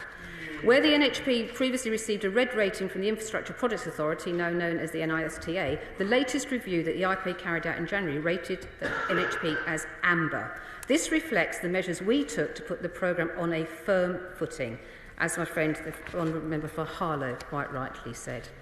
Now, some colleagues have, including the Chair of the Select Committee, have asked us to publish the individual scores of each claim following the outcome of the review. And can I just take issue slightly with the use of the word shady by the Honourable Lady?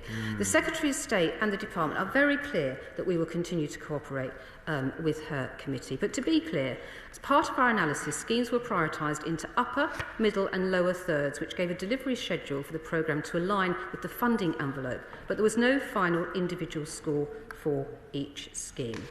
There is no formal, with regards to Wave 2, there is no formal delineation between schemes within Wave 2, and the schemes remain scheduled to start construction as outlined in our plan for implementation. And can I just briefly say to my friend, the Honourable Member for Mitcham and Wharton, it was a pleasure to meet Councillors McCabe and Garland from her constituency and understand the passion which they feel the loss of resources from that constituency. That is something that's been echoed over many low-income areas, and we have to reverse that loss of resources as we go forward with our 10-year plan. Madam Deputy Speakers, we are taking a systematic approach to building the next generation of hospitals known as Hospital 2.0, allowing trusts to benefit from economies of scale, provide excellent patient care and facilities, and ensure our staff are supported with technology for decent working environments. It contributes to our growth mission, putting more money in people's pockets and supporting our supply chains. And in response to the member from Milton Keynes North, we do abide by that Hospital 2.0 scheme. It is a systematic and centralised approach that will save taxpayer money while driving innovation and laying the foundations for a new relationship between government and industry. And I am disappointed if it is official Lib Dem's policy to oppose that approach. Now, Madam Deputy Speaker, I know the clock is against me, but I want to end by saying I do completely understand why colleagues are so concerned about the plans when previous governments have so badly let them and their constituents down. I also hear the point made by the Honourable Member for Southampton about Northern Ireland. Northern Ireland benefits from the Barnett consequentials for revenue and capital.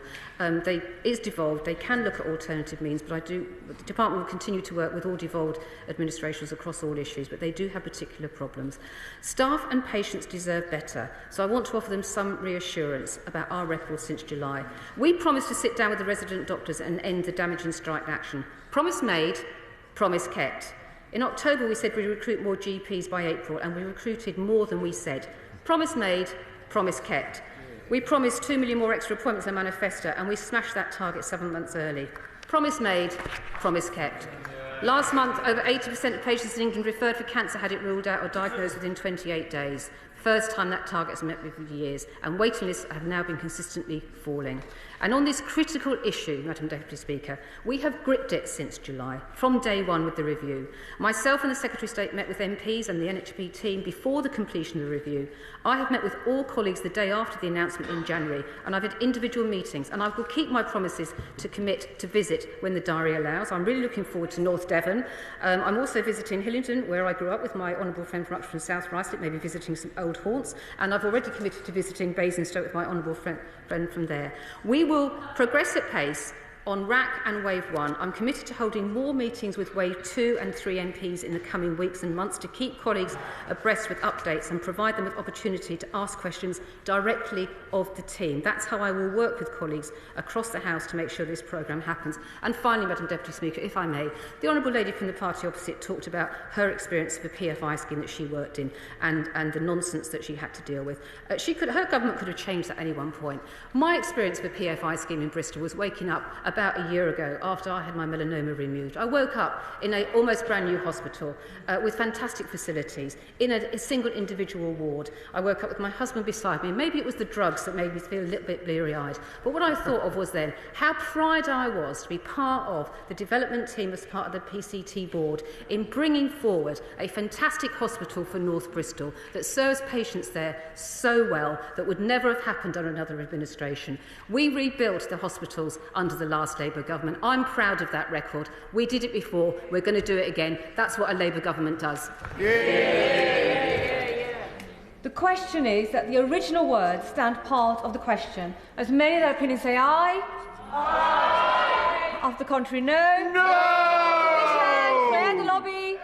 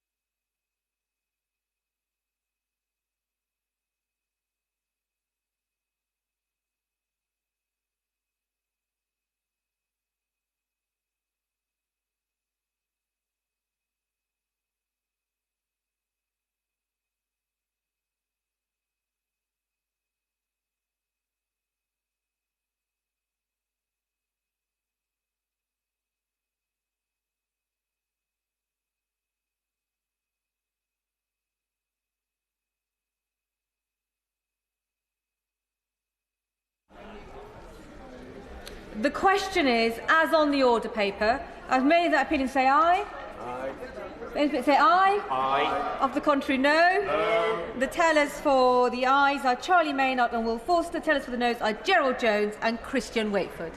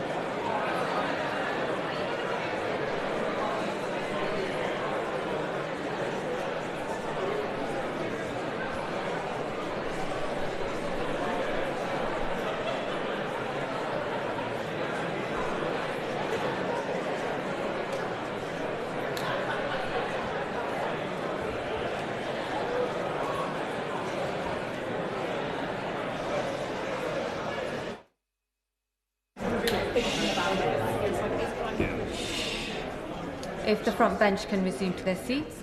Order, order. The ayes to the right, 77. The noes to the left, 307.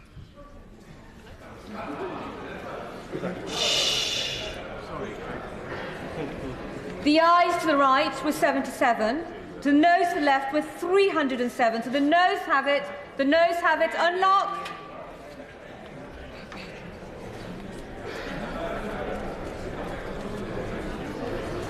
The question is that the proposed words be there added. As many as appealing say aye. Aye. Of the contrary, no. The ayes have it. The ayes have it. The question is the main motion as amended. As many as appealing say aye. Aye. Of the contrary, no. The ayes have it. The ayes have it. Right, we move over onto the next debate. I'll give the front benches very quickly. I see that there's the next business here. Point of order. I can see that there is a point of order. Just one moment. Shh. Colleagues should be in their seats as I take the point of order. If they've not already left the chamber, I'm on my feet. Point of order, Karen Smith.